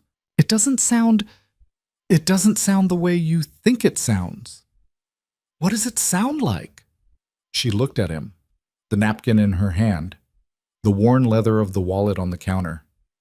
It sounds like somebody who has been very lonely for a very long time, she said, and didn't know what to do about it. The thing that moved across his face then was not something she had seen before. He looked down at the counter. He cleared his throat. He didn't answer her. After a moment, she folded the napkin carefully. She slid it back into its plastic sleeve. She slid it back across the marble toward him. Here. Yes. Put it back. He did. He closed the wallet. He set it down. Ask me what I want, she said. What do you want? I want to stay in the guest room. A pause. Okay. For a while. Not forever. But for now. I want to stay in the guest room, and I want to eat breakfast with you at this counter, and I want you to not touch me, and I want you to not, I don't know, whatever the protective stalker husband thing is, I want that off. I want it gone. I want to wake up in the morning and know that the man I'm married to is just a guy in a gray sweater who made me a cup of coffee. Okay. And I want to ask you questions, a lot of them, about things you did without telling me. I want the whole list. I want Diane. I want the apartment. I want the charity dinner. I want to know every single person you paid or called or leveraged to put me here, and I want you to tell me without me having to pull it out of you. You're going to make me a list. Okay. And you're going to sit across from me at that dining table, and you're going to watch my face while I read it, and you're not going to explain yourself. You're just going to let me be angry. However angry I'm going to be. For however long I'm going to be. Okay. And I want to say the thing I said last night about the contract. Tear it up. Not yet. He looked at her. What? I want it still there, she said. For a little while. I need to not be so dependent on you wanting me that I'm afraid to be angry at you. I need the contract. I need to be able to walk out of this apartment and go back to the one on 116th Street and know I'm not making that choice because I can't afford not to. I can't. I can't start a real thing from this spot. Not without the contract between us. You want me to keep paying you. I want to know that you will. For now. For 3 months maybe. 6? I don't know. Until I can stand up in here without needing you to be the only thing keeping me standing up. Lena. What? I was going to say yes before you finished the sentence. I know you were. That's why I have to ask. He nodded. He didn't argue. Okay, he said. Okay. That's it. That's it, for now. For today. I'm tired, Adrian. I don't want to make any more decisions today. I want to sit down on that couch and I want you to not sit near me, and I want somebody to bring me a bagel, and I want you to start the list. The list? Yes. How long do I have? Tomorrow morning. I want it with the coffee, written out, every name, everything. Okay. Don't leave anything off it. I won't. Adrian. Yes. If I find out later that you left something off it, I'm going to leave. That day, that hour. I'm going to walk out of this apartment and you are never going to see me again, and you are going to keep my napkin in your wallet for the rest of your life like a museum, and you are going to deserve it. Understood? Okay. Okay. She walked past him. She took her coffee with her. She went to the couch, the same low couch she'd sat on last night, under the lamp that had been turned off now in the daylight. And she sat down in the middle of it, not on either end. She put her feet up on the table. She drank her coffee. After a while, she heard him in the kitchen, quietly, doing the thing a man does when he is trying very hard not to be loud in his own home. She heard a bag rustle. She heard a knife on a cutting board, a drawer, a plate, a second cup of coffee going into the machine. She heard him open a drawer and take out a pad of paper, actual paper, the yellow legal kind, and set it down on the counter. She heard the click of a pen. She didn't turn around. She sat on the couch and looked out at the park and listened to the man she was apparently going to stay married to, for reasons she didn't fully understand yet, write a list of all the ways he had bent her life into the shape of his own, and she sipped her coffee and she breathed. Outside, the runner in red came back around the reservoir. Went the other way now. Disappeared into the gray. She was not happy. She did not feel relieved. She did not feel even that she had made the right decision. She wasn't sure yet what the right decision would have been, but something had shifted at the kitchen island when she had looked at him across the marble and told him to stop, and he had. For the first time since she had walked into that gallery, she felt like the person holding the pen. She sat on his couch, in his apartment, wearing his clothes, married to him on paper, and for the first time in a very long time, she was not bracing. The coffee was still warm in her hand. She took another sip, and she waited for the list. The list came with the coffee, the way she'd asked for it. 4 pages of yellow legal paper folded in half, set down on the marble next to her cup the next morning before she'd even sat on the stool. Adrian didn't say anything when he put it down. He just slid it across, poured himself an espresso, and walked out onto the terrace in his socks to give her the kitchen. She watched him go. He pulled the glass door shut behind him and stood with his back to her, hands in his pockets, looking out at the park. She unfolded the pages. It was worse than she'd expected. Not because of the scale of it, she'd already braced for that, but because of the handwriting. It was meticulous, the kind of handwriting a man uses when he knows the paper will matter. Each entry numbered, each one dated where he had the dates, each one short, no excuses, no explanations. Just the facts. In that narrow square hand, 1st of April. Owner meeting at Wren and Oak. Asked Diane for your full name, wrote it on a napkin. 2nd, April to May. Looked at your public LinkedIn and portfolio. Asked an employee at my firm to compile publicly available information about your work. He did not contact you or anyone who knew you. The file was 2 pages. I still have it. 3, May. Ate dinner alone at the Prince Street Wren and Oak. Read the menu you wrote. Did not ask to meet you. 4th, June. Asked the same employee whether you had a personal social media presence. He said Instagram, private. Pinterest, public. I looked at the Pinterest once. About 40 minutes. I did not save anything. She stopped there. She looked at I did not save anything for a long moment. She pressed her knuckles to her mouth.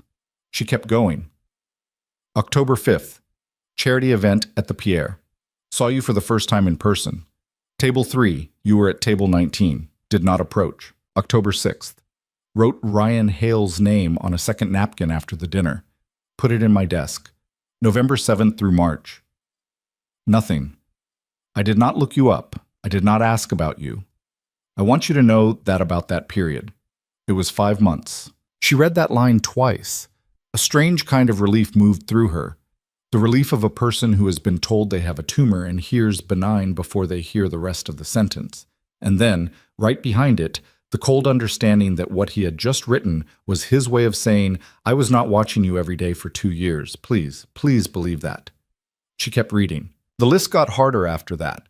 He had hired a private investigator in April of the next year, the month after he'd heard, through the colleague's wife, that Ryan had ended things and that Lena was struggling.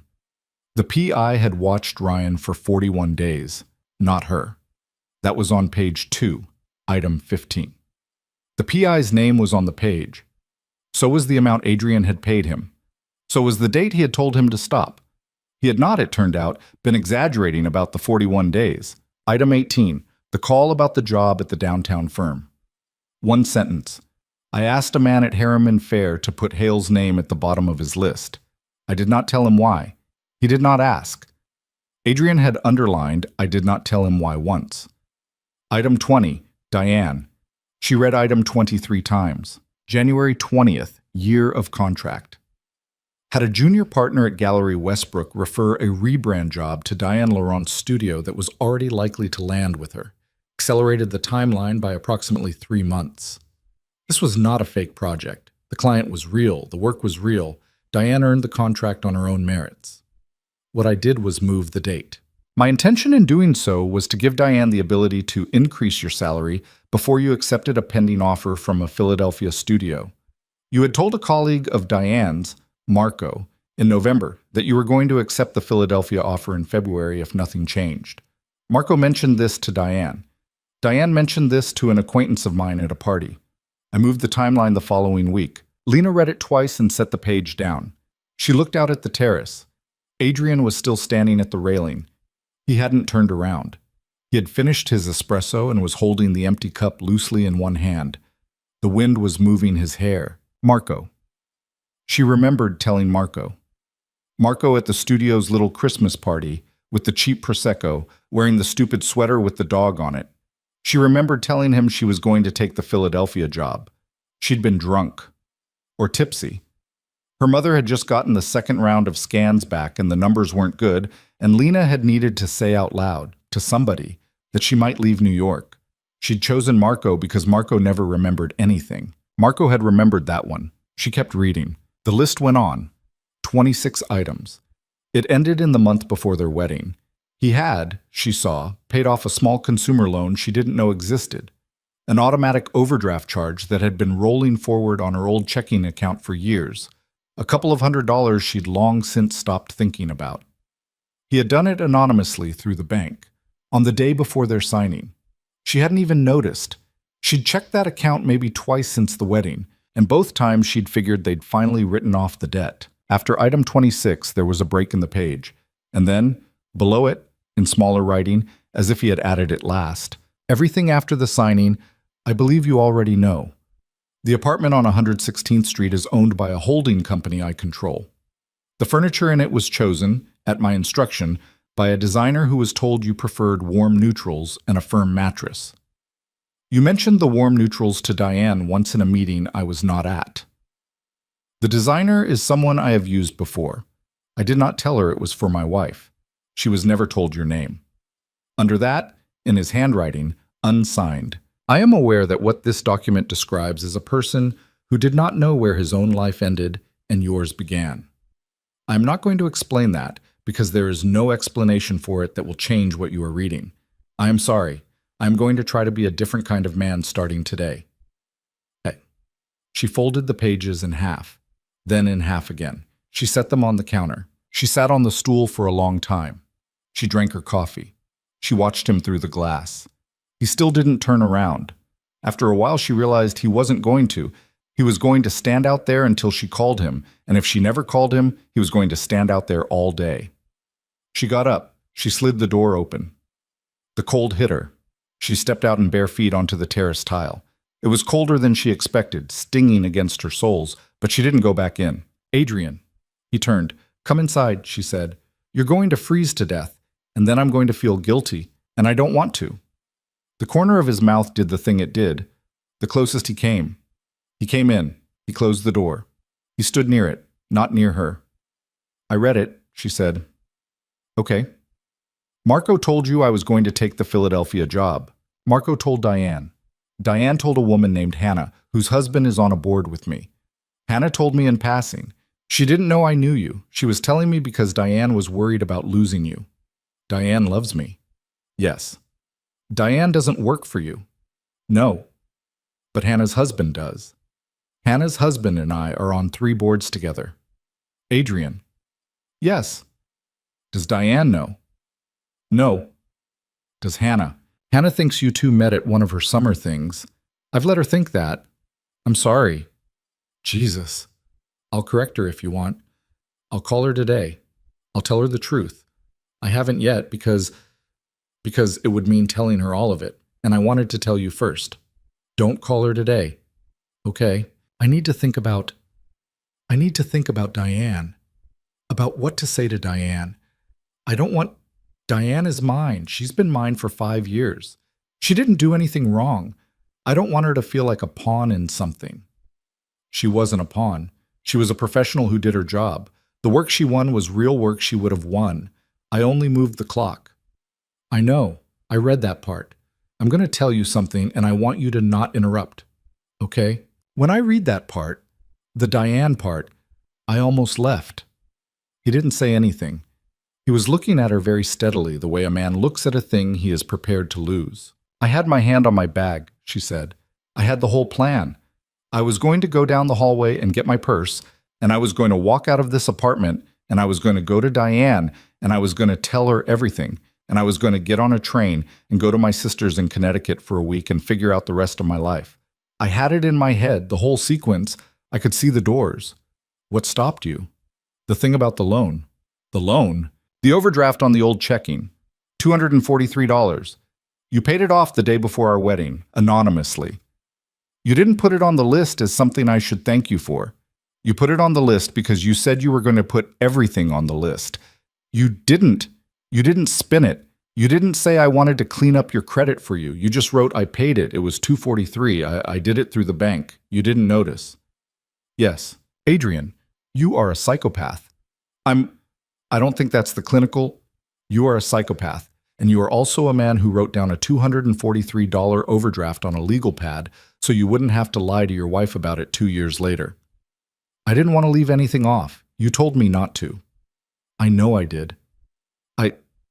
Don't talk. Okay. She walked across the living room. She sat down on the couch again. She put the folded list on the coffee table in front of her and she pressed her palm flat down on top of it. She looked at her own hand there for a while. The ring on her finger. The one he had given her on the day they signed. The one she had never worn out of the apartment except for pictures. It was on her left hand. She hadn't put it there. She'd slept in it last night. She hadn't noticed until right now. Okay, she said. Come sit down. Where? Not next to me. The chair's fine. He took the chair, the same one he'd been in last night. Here's what I want to do, she said. Okay, I want to call Diane today. I'm going to tell her I had a bad night at the gallery and I'm taking a personal day. I'm going to ask her if I can work from the apartment tomorrow. She's going to say yes because she's a good boss. I'm not going to tell her anything else yet. I don't know what I'm going to tell her. I need time. Okay? I want you to go to work. Today? Today. Tomorrow. For a while. I don't want you in the apartment all day watching me react. I want to react alone. Or with Diane on the phone. Or with my sister, but not with you in the next room. Okay. I want you to keep doing your job and I want you to not hover. I don't want you texting me every 2 hours to check if I'm okay. I don't want you sending flowers. I don't want you arranging anything. I want to be left the hell alone in your apartment for a week, and then I want to have dinner with you at the end of it and see how I feel. Okay? Just okay? I'm trying to do the thing you asked me to do. I know. I'm not. I know you are. I'm going to ask for one more thing. Anything. Don't say anything. It's a cheap answer. Say what? What? I want to meet with your lawyer. His face didn't change, but there was a small tick at the edge of his jaw. My lawyer, the one who drew up our contract. I want to meet with him. Without you. I want him to walk me through every piece of paper that has my name on it, every account, every trust. I want to understand what I've signed. I want to know what would happen to me if something happened to you. What would happen to me if I left? What happens to my mother's fund? What happens to the apartment? I want to understand the shape of what I'm inside of, legally, in writing. Yes, you should. You should have been walked through it on day one. I wasn't. I know, that was on me. I told him to keep it light. I wanted the signing to feel simple. That was wrong. I'm sorry. I want him to give me the hard version. I'll tell him today. You'll tell him I'm his client too, not just yours. That when I ask him a question, his duty is to tell me the truth, even if the truth makes you look bad. Lena, he's legally. I know how lawyers work. I want him told. I want him told by you, in a sentence he can quote back to me, that you understand his duty runs to me equally. Adrian nodded. Okay. Fine. Is there anything else? Yes. One more thing. Okay. Ryan, he didn't move. I don't want you to do anything about him. I want you to not do anything about him. That's the thing I want. Okay. I know you're going to want to. I know that there's a part of you that's already made a list of what you could do to him, because you're you and you make lists, and I want you to tell me, right now, what you were going to do, and then I want you to not do it. He was very quiet for a moment. Lena, tell me, there's a man Hale works for now. I know him. He owes me a favor for... It doesn't matter. I was going to call him this morning. I was going to ask him to take a second look at Hale's client list. Hale has 3 accounts that are, in my opinion, mishandled. Not illegally, just badly. He's not as good at his job as he thinks he is. If the right person reviewed those accounts, Hale would be out of a job by Friday. He would also not be hireable at his tier in this city for at least 2 years. She closed her eyes. And after that, the fiancé, Marissa. I was going to make a phone call to someone at her family's firm. Nothing direct, just a word, in the right ear, that Ryan Hale's career was about to take a step down. Her family they're not people who stay engaged to men whose careers are taking a step down. Adrian, that was as far as I was going to go. I wasn't going to touch him physically, and I wasn't going to put him under a bus. I was going to take his job and probably his fiancée, in that order, within a week. Within a week. Yes. You had a plan. I had a shape of a plan. When did you come up with it? Between 10 and 11 last night. Oh my God. You asked. I did ask. Okay. Okay. She opened her eyes. Don't do it. Okay. I mean it. Not this week, not next month, not next year. I don't want you to ever do it. If Ryan's career falls apart, it's going to fall apart because of Ryan. If his fiancée leaves him, she leaves him because of him. I don't want any of it coming from you, not through a back channel, not through a third party, not through a favor somebody owes you. Nothing. Okay? Do I have your word? Yes. Say it. You have my word. If I find out you did any of it, you'll leave, I know. I'll leave. Yes. And I'll take the napkin with me. Something shifted in his face. Just the faintest thing. Take the napkin. I will. Okay. She exhaled. She was shaking a little again. Not badly this time, like the last of something working its way out. Why? He said after a moment. Why do you want him to walk away from last night clean? He's not going to walk away clean. Lena, he laughed at you in front of... I know what he did. I was there, remember? Yes. He laughed at me because he's a small man who needed a room full of people to watch him be bigger than me. He's been doing that his whole life. To me. To every woman he's ever dated. To every guy he went to college with. That's not something I want to win. I already won it last night. I walked back in that gallery with you, and he turned white, and his fiancée let go of his arm, and the doorman called me Mrs. Voss, and I said, enjoy your engagement, and I meant it, and I walked out. That's the win. That's the whole win. If you go in and ruin his career and break up his engagement next week, you're going to make him the story again. And I don't want him to be the story. I want him to be a thing that happened to me 2 years ago that I don't think about anymore. Okay? And I want to know for me that the reason his life is what it is, good or bad, is him.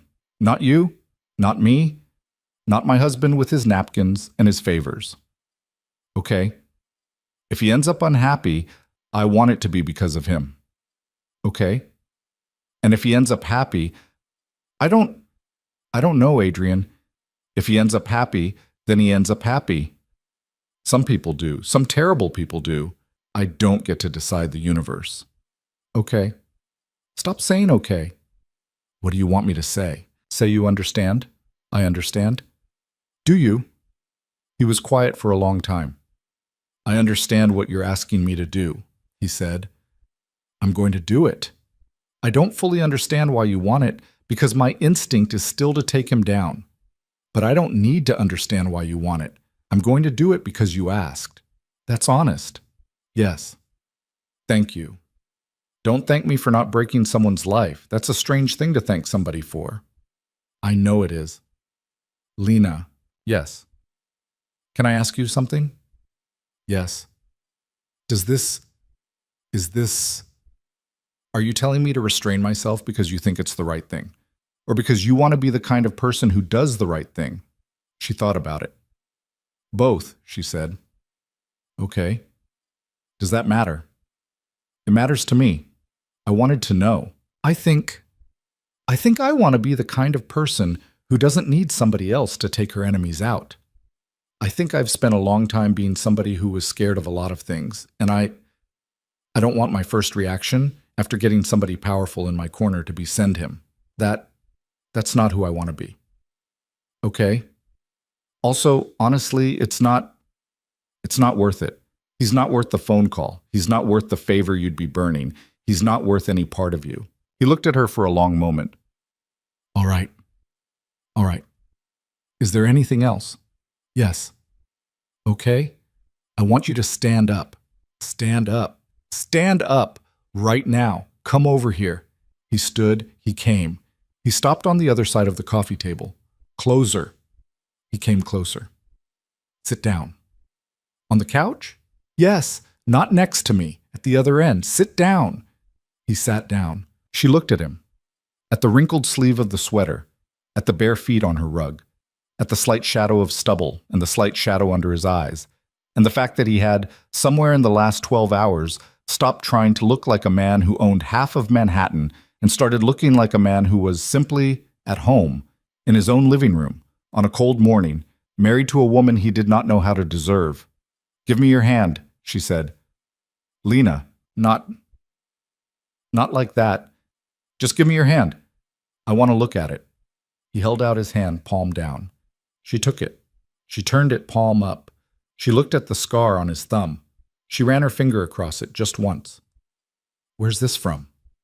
I was 13. I was cutting a mango and I was showing off in front of... It doesn't matter. I cut my hand open. My mother drove me to the hospital. 7 stitches. That was the first time she ever swore in front of me. What'd she say? In Greek. Tell me. You don't want... It was a long one. I want. She said, approximately, you stupid, stupid boy. Why must you always do a thing you cannot do? Just once. Just once. Do something small. Lena smiled. She didn't mean to. It surprised her. She sounds like a good mother. She is a good mother. Does she know? About what? About me. About any of this. Do you tell her things? She knows I'm married. She does not know anything else. I have not been a good enough son for a long enough time for her to still ask me questions I don't want to answer. She waited me out when I was 19. She's waiting me out now. Does she know my name? She knows your name. She hasn't met you. She says she wants to. I told her I'd bring you to Greece. I don't know when. Okay. She set his hand down, back on the couch between them. She did not let go. She just set it down on the fabric and left hers near it. I'm going to the guest room, she said. I'm going to read for a while. I'm going to call Diane. And then I'm probably going to sleep. I don't want dinner. I don't want company. I don't want to see you again until tomorrow morning in this kitchen, at this counter, making me another cup of coffee, okay? Okay. And next week we'll have dinner. Here, just us. You're going to cook. I'm going to, what? You're going to cook. A meal. You're going to make it yourself, whatever you can make. Eggs on toast? I don't care. I want to sit at your table and eat something you made for me with your own hands, and I want to see what that looks like. Lena, I don't know how to. You own 4 restaurants. I own 60% of 4 restaurants. That's not the same as you're going to cook. Okay. And you're going to make coffee first. The list was good. The coffee was also good. We're going to keep going from there. He was looking at her with something in his face she didn't have a word for. Okay, he said. Stop saying that. What do you want me to say? Say yes, Lena. Yes, Lena. There. That's better. Yes. I'm going to the guest room now. Yes. She got up. She folded the list one more time and she took it with her. She walked to the hallway. At the mouth of the hallway, she stopped and looked back. He was still sitting on the couch, still looking at her. She didn't say anything else. She didn't wave. She went down the hall. She closed the door of the guest room behind her. She sat on the edge of the bed. She looked at the folded pages of the list in her hand for a long time, and then she opened the drawer of the nightstand, and she put them inside, and she closed the drawer. Then she lay down on top of the covers, and she looked at the ceiling, and against every expectation she had about herself, against every defense she had built, every pattern she had, every habit of heart, she smiled, just a little, just to the ceiling, just for herself. Out in the living room, very faintly, she heard the sound of the sink running. Him, washing out her coffee cup. Not hers to wash. His, to take care of, because she was staying. She closed her eyes. She did not know what was coming next. She did not know what she was going to tell Diane. She did not know what she was going to say to her sister on the phone. She did not know what it would feel like, 3 months from now, or 6, to be standing in a kitchen that was actually, finally, in some fumbling, half-negotiated way, theirs, if such a word was ever going to fit a room like this. She just knew that for the first time in a very long time, she was not waiting for somebody to leave the room so she could finally breathe. She was the one in the room, and he, for now, was the one waiting. She slept. Really, this time. Deep and dreamless, the way a person sleeps after they put something down that they have been carrying for much too long. When she woke up, it was late afternoon. The light had gone gold across the floor, and somewhere in the apartment, very softly, music was playing. Not loud, just enough to be there. She listened for a minute. She recognized the song. It was an old one of her mother's, one she hadn't heard in years. She got up, and she went to the door of the guest room, and she rested her hand on the handle for a second without turning it. Then she turned it, and she stepped out into the hallway, and she walked toward the music. The music was coming from the kitchen. He was standing at the stove with his back to her, his sleeves pushed up to the elbows, a dish towel slung over his shoulder. There was a pan in front of him with something in it that smelled like onions and butter. He didn't hear her come in. The song was low enough that she could hear the butter hissing over it. She stopped in the doorway and watched him for a minute. He was cooking badly. That was the first thing she noticed. He was holding the spatula wrong, gripping it down by the paddle instead of by the handle, and he was hovering over the pan the way a man hovers over something he doesn't trust. He kept adjusting the heat, on, off, on, off. He was reading something on his phone propped up against the backsplash. A recipe, she realized. He had a recipe up on his phone and he was squinting at it between stirs like it was a document in a language he half remembered. "You're burning it," she said. He didn't jump. He turned his head slightly, a quarter profile. "I'm not burning it. The onions are, yeah, you're burning them. They're caramelizing. They're burning. Move the pan." He moved the pan off the heat. A little too fast. A small slosh of butter came up over the side and hit the stovetop and sizzled there. He exhaled through his nose. "I was going to surprise you." "You did? With dinner?" "I can see. It's a quiche." "A quiche. It was supposed to be a quiche. It's in the oven. This is for the top. This was going to go on the top. Adrian. Yes. Did you... Have you ever made a quiche before? No. Okay. I watched a video. How many videos? 3, 2, 2.5. She walked over. She took the spatula out of his hand. He let her. She moved the pan back to the burner, turned it down to medium, added a splash of water from the glass by the sink, and began to stir. The onions loosened up. The burnt bits came loose off the bottom and folded back into the pan. Okay, she said. Okay, we can save this. This is fine. It's going to be a little smoky, but it'll be fine. You're cooking my dinner. I'm saving your dinner. There's a difference. Right. He stood next to her. He didn't try to take the spatula back. He put his hands on the counter instead, on either side of the stove, and he watched her work. The song changed. A different one came on. Something slow, an old Nina Simone recording. The kitchen smelled like butter and onions and something faintly, embarrassingly burnt. Who chose the music? She said. Me. Why this one? Why this? You had an Ella Fitzgerald record in your apartment on 116th, on the shelf by the window. It's not the same artist. I know. I wasn't sure what you liked exactly, just the general shape of what you liked. I thought you might like this one too. I do like this one. Okay. When were you in my apartment? I wasn't. The designer. I told her warm neutrals. She took photos for her file, for the insurance on the furniture. One of the photos had your record shelf in it. I saw it once. Adrian. I know. I put it on the list. I know. I read it. Yes. She kept stirring.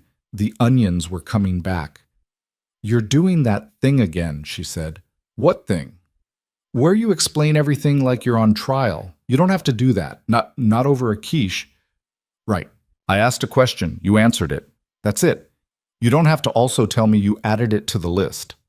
I wasn't sure. I know you weren't. I'm telling you. For future reference, you can just say, I saw your record shelf in a photo. You don't have to make a legal deposition out of it. He was quiet. He nodded. Okay. Okay.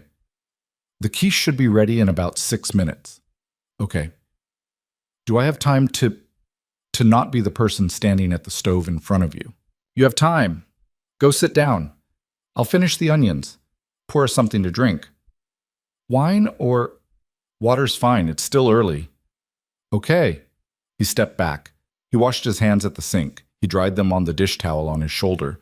He went to the cabinet and took down 2 glasses.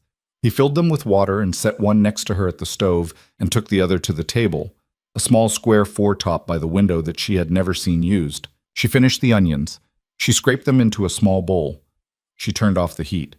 She wiped the stove with the dish towel, mostly out of habit, and when she turned around, the table was set. 2 plates, 2 forks, 2 napkins folded the wrong way, folded like a man folds napkins who is trying to remember a thing he saw once in a restaurant. She sat down. The oven beeped. Adrian got up and pulled out the quiche. It was a little browner than it should have been, one corner darker than the others, and the crust had shrunk away from the pan on one side. But it smelled like food. He cut it. He put a slice on her plate. He put a smaller slice on his own. He topped both with the onions. He sat down across from her. She took a bite. It was fine. It was a man's first quiche. The crust was slightly tough. The egg was good. The salt was a little uneven. She took another bite. She took a third. He was watching her face. Don't do that, she said. Do what? Watch me eat. Sorry. Eat your own. He ate. He chewed slowly, like a man making sure he wasn't about to poison them both. He swallowed. It's not bad, he said. It's not bad. I like the top. The onions saved it. You saved the onions. That's true. So technically you saved the top of the quiche. Technically. Technically, you're cooking your own dinner. That's how it usually works with me, Adrian. He huffed, almost a laugh. Not quite. It was the closest she'd heard to one. They ate for a while in silence. The song changed again. Somewhere out the window, the sun was going down across the park, and the light on the table was the color of weak tea. She ate slowly. He ate slowly. Neither of them was in a hurry to finish. I called Diane, she said after a while. What'd you say? I told her I had a bad night. I told her I was taking a couple of personal days. She didn't press. She's good about that. Yes. I also told her I'd been married for 3 months and I'd never said anything about it. He set his fork down. You told her. I told her. Lena.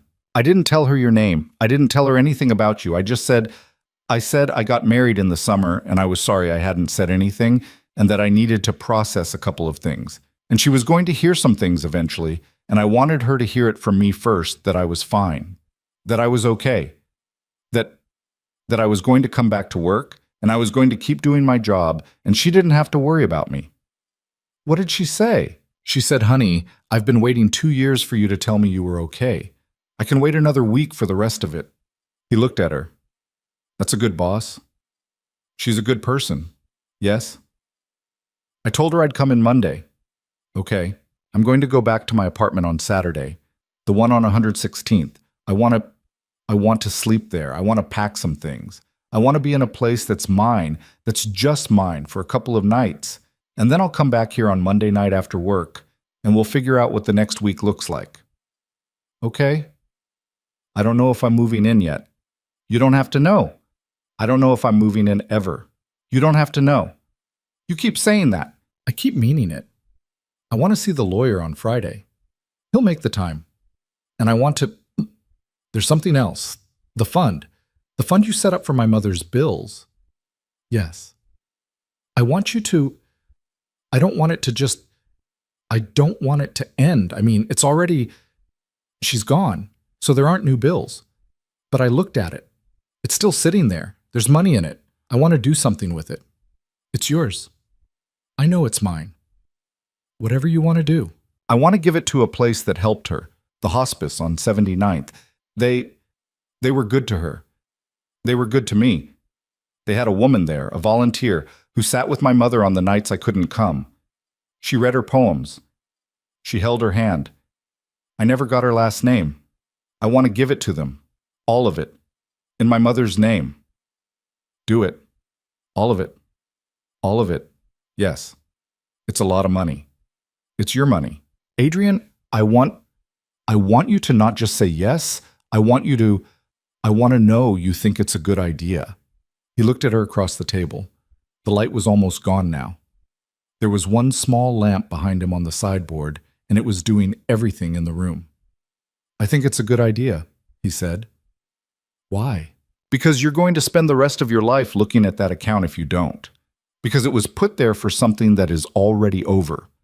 Because the woman who read your mother poems deserves a new couch in her break room, and a better heater, and somebody to make sure she has gas money. And because what you're describing is what your mother would have done with the money, if it had been hers. Yes. So do it. I'll have Howard call the hospice on Monday. He'll do the paperwork. You'll pick the amount. The whole amount. The whole amount. Yes. She nodded. Her eyes were hot. Okay. Okay. She ate another bite. It went down hard. Tell me something, he said. What? Tell me something about her, your mother. Why? Because I only ever knew her as a line item. Lena set her fork down.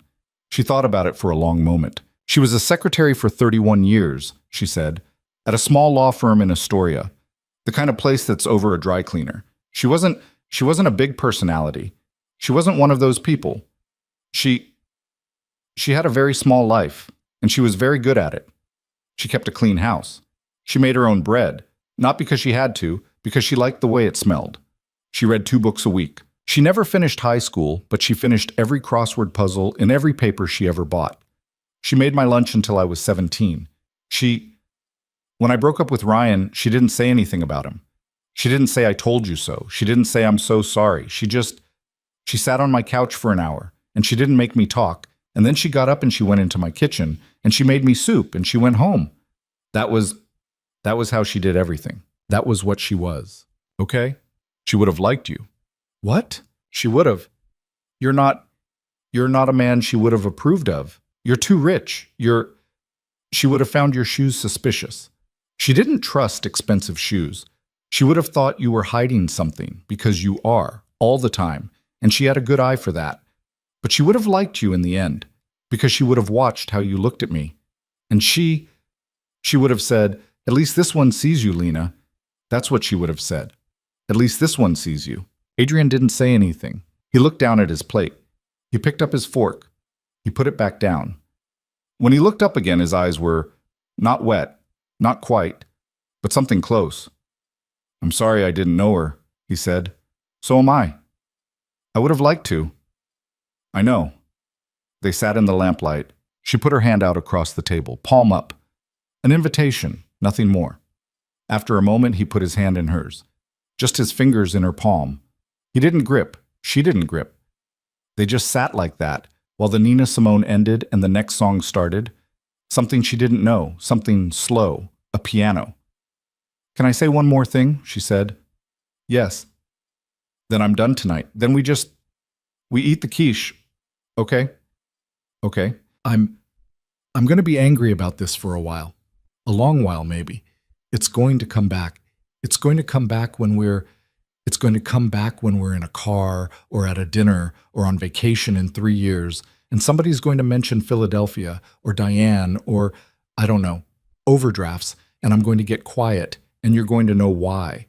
And I don't want you to handle it. I don't want you to send flowers. I don't want you to write me another list. I just want you to let me be angry and let it pass, and then come back to me when it passes. That's what I need. Okay? And sometimes I'm going to need to leave. I'm going to need to go to my sister's for a weekend, or I'm going to need to go to my own apartment and sleep there. And you're going to have to let me go and not text me and just wait. Okay? Can you wait? He thought about it. I've waited 2 years, Lena. I can wait. Don't say it like that. Don't make it sound like don't make it a line. Sorry.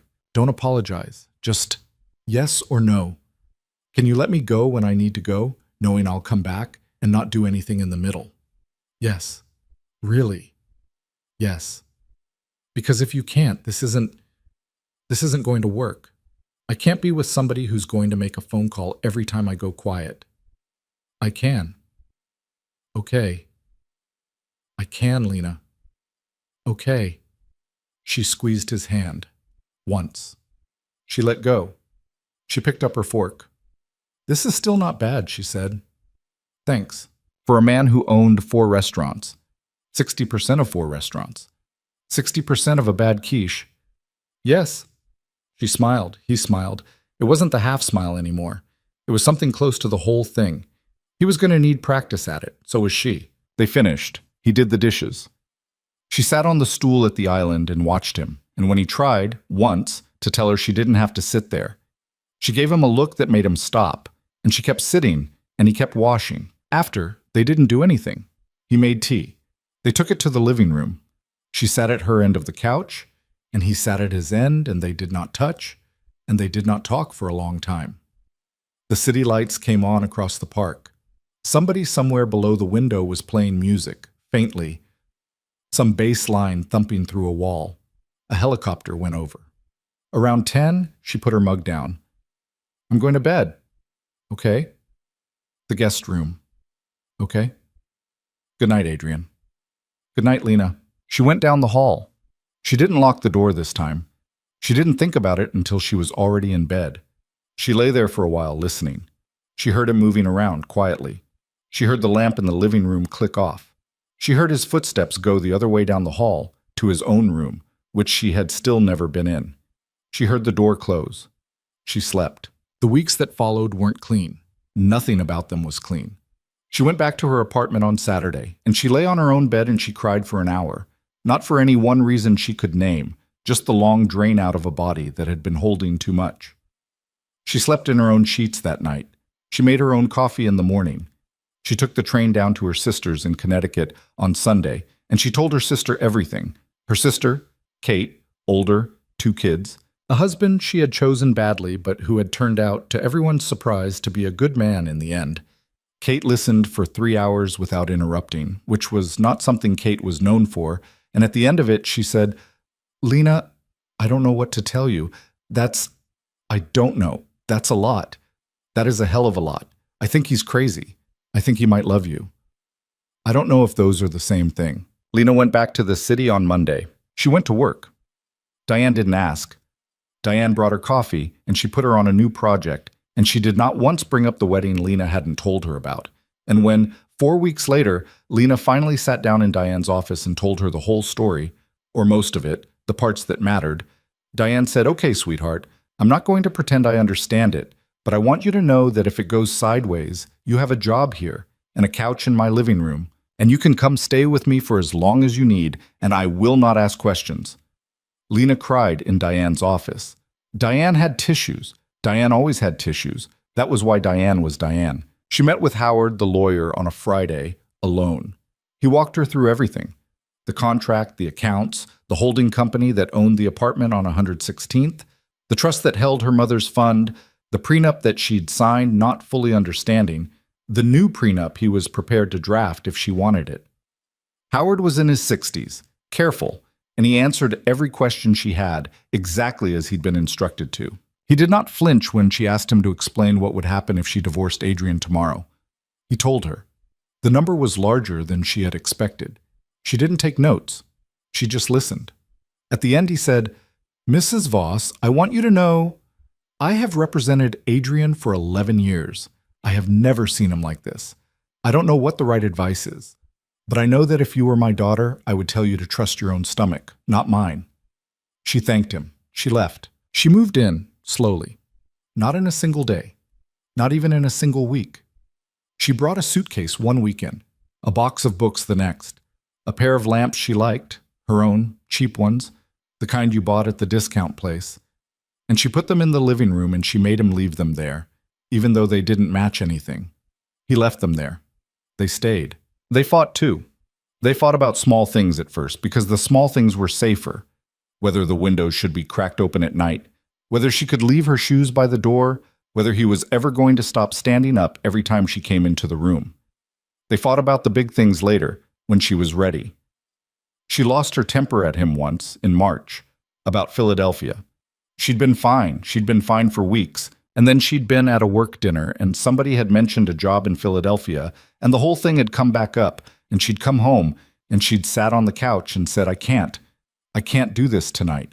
And he hadn't tried to fix it. He had just gotten up and gone into his own room, and she'd sat alone on the couch for 2 hours. And when she'd gone to bed, her own door had been closed, and his had been closed, and in the morning there had been coffee waiting for her, and he hadn't asked anything. He had just said good morning, and they had gone on from there. That was how they figured it out. One small skirmish at a time. Ryan did not come back. Not the way Adrian had been planning. Adrian kept his word. He did not make the call to Ryan's boss. He did not make the call to Marissa's family. He did not lift a finger. And Ryan's life, as Lena had said it would, did the thing it was always going to do. A month after the gallery, Marissa's family posted the engagement in the society pages with a different man's face next to hers. Nobody said why. Nobody had to. Ryan was not at that wedding. Ryan was not at anybody's wedding for a while. Lena found out about it the way she found out about most things, through a friend of a friend, in passing, at a studio happy hour. She felt when she heard it almost nothing, a little tired, mostly fine. She went home that night and she told Adrian, over pasta, Marissa left Ryan, and he had looked up from the pan and he had said okay, and he had gone back to stirring, and that was all they had said about it, ever. Ryan Hale, in the end, was a man who had been given every chance to ruin himself, and had taken them. Adrian's mother came in April. She was a small, sharp woman with hair the color of steel and a handbag that looked like it weighed more than she did. She came through the door of the penthouse and she hugged her son for a long time, muttering in Greek into his shoulder. And then she turned around and she looked at Lena and she said, in perfect English, "So you are the one." Lena said, "I am the one." His mother took both of her hands and she squeezed them and she said, "You are very pretty. You are prettier than the pictures." He sends me pictures. He never tells me anything, but he sends me pictures. Lena laughed. His mother laughed. Adrian stood behind them, looking like a man who wanted to be under the floor. His mother stayed for 10 days. On the 7th day, she sat on the terrace with Lena and she said quietly, My son he has always been much. Do you understand what I mean by this word? Much. Too much of everything. Too much thinking. Too much wanting. Too much quiet. You have to tell him when it is too much. He does not know. He thinks he is normal. He is not normal. Lena said, I know. His mother said, good. Then you are going to be fine. On the 10th day, she got on a plane. Adrian drove her to the airport himself. When he came back, he sat down on the couch next to Lena, not at the other end, next to her, close, and he put his head back against the cushion and he closed his eyes. And she, without really thinking about it, put her hand on his. He did not move for a long time. Finally, he said, I missed her. I didn't know I'd missed her until she left again. Lena said, I know. He said, I don't know how to be the man you want me to be. She said, you're doing it. He said, I'm not sure. She said, I am. He opened his eyes. He looked at her. And for the first time in all the months she had been married to him, he leaned over and he kissed her. Not hard, not long, just a kiss on the couch in the late afternoon with the city outside and the clock on the wall ticking and his mother's lipstick still on the wine glass on the coffee table. It was the most unremarkable kiss of her life. It was the most important one. She did not in the end ever fully stop being angry at him. She came to understand that she wasn't going to. What had been done to her, the steering of her life, the arranging of things, the quiet hand on the wheel, was not something that unmade itself just because the hand eventually came off. She carried it. She carried it the way people carried every real thing. Some days it was smaller. Some days, around an anniversary or a holiday or a song she hadn't expected, it got bigger again. She learned to tell him when it was bigger. She learned, which was harder, to tell him when it was smaller too. The second thing mattered more than she had thought it would. Love, she figured out, somewhere around the end of that first year, was not the absence of the bad thing. Love was the daily choice made over and over to keep sitting across from the person who had done it, and keep eating, and keep talking, and keep showing up. Because the alternative, the other life, the clean one, the untouched one, was not in the end a life she wanted more than this one. She stayed. She stayed because she wanted to, which was the one reason her mother would have told her that was ever worth staying for. There are things in the end that she wanted other women to know. Women like her, before. Women sitting on the couch at 11 at night after somebody has made them feel small. Women who have been told by a man in a nice suit that they are not built for his world. Women who have been laughed at in rooms with chandeliers in them. Things she wished somebody had told her when she was 24, when she was 26, when she was 28, and crying in a cab because Ryan hadn't come home again. The first thing she would tell them is this. A man who needs to make you smaller to make himself bigger is a man who is already, in his own private accounting, very small. You can trust this. It will not feel true when you are in it. It will feel, in the moment, like the whole room is agreeing with him. But the room will forget him. The room forgets everyone, eventually. It will not forget you if you do not let it. The second thing is that safety is not the same as love, and love is not the same as control, and a person who confuses those three things in themselves will always, always try to confuse them in you. You will know you are loved by the way you feel when you say no. You will know you are controlled by the way you feel when you try. The third thing, the hardest thing, is that good love, real love, love that lasts, is going to be made by two people who are not, themselves, entirely good. It is going to be made by a woman who has a temper and a sharp tongue and a habit of leaving dishes in the sink, and a man who is too much and too quiet and who keeps strange things in his wallet. It is going to be messy. It is going to be compromised. It is going to have, inside of it, old hurts that never fully heal, and mistakes that are never fully undone, and 100 small resentments that you will both learn to carry without naming. That is what real love looks like from the inside. Nobody tells you that. Everybody tells you about the sweep and the thunder and the helicopter ride off into the sunset version.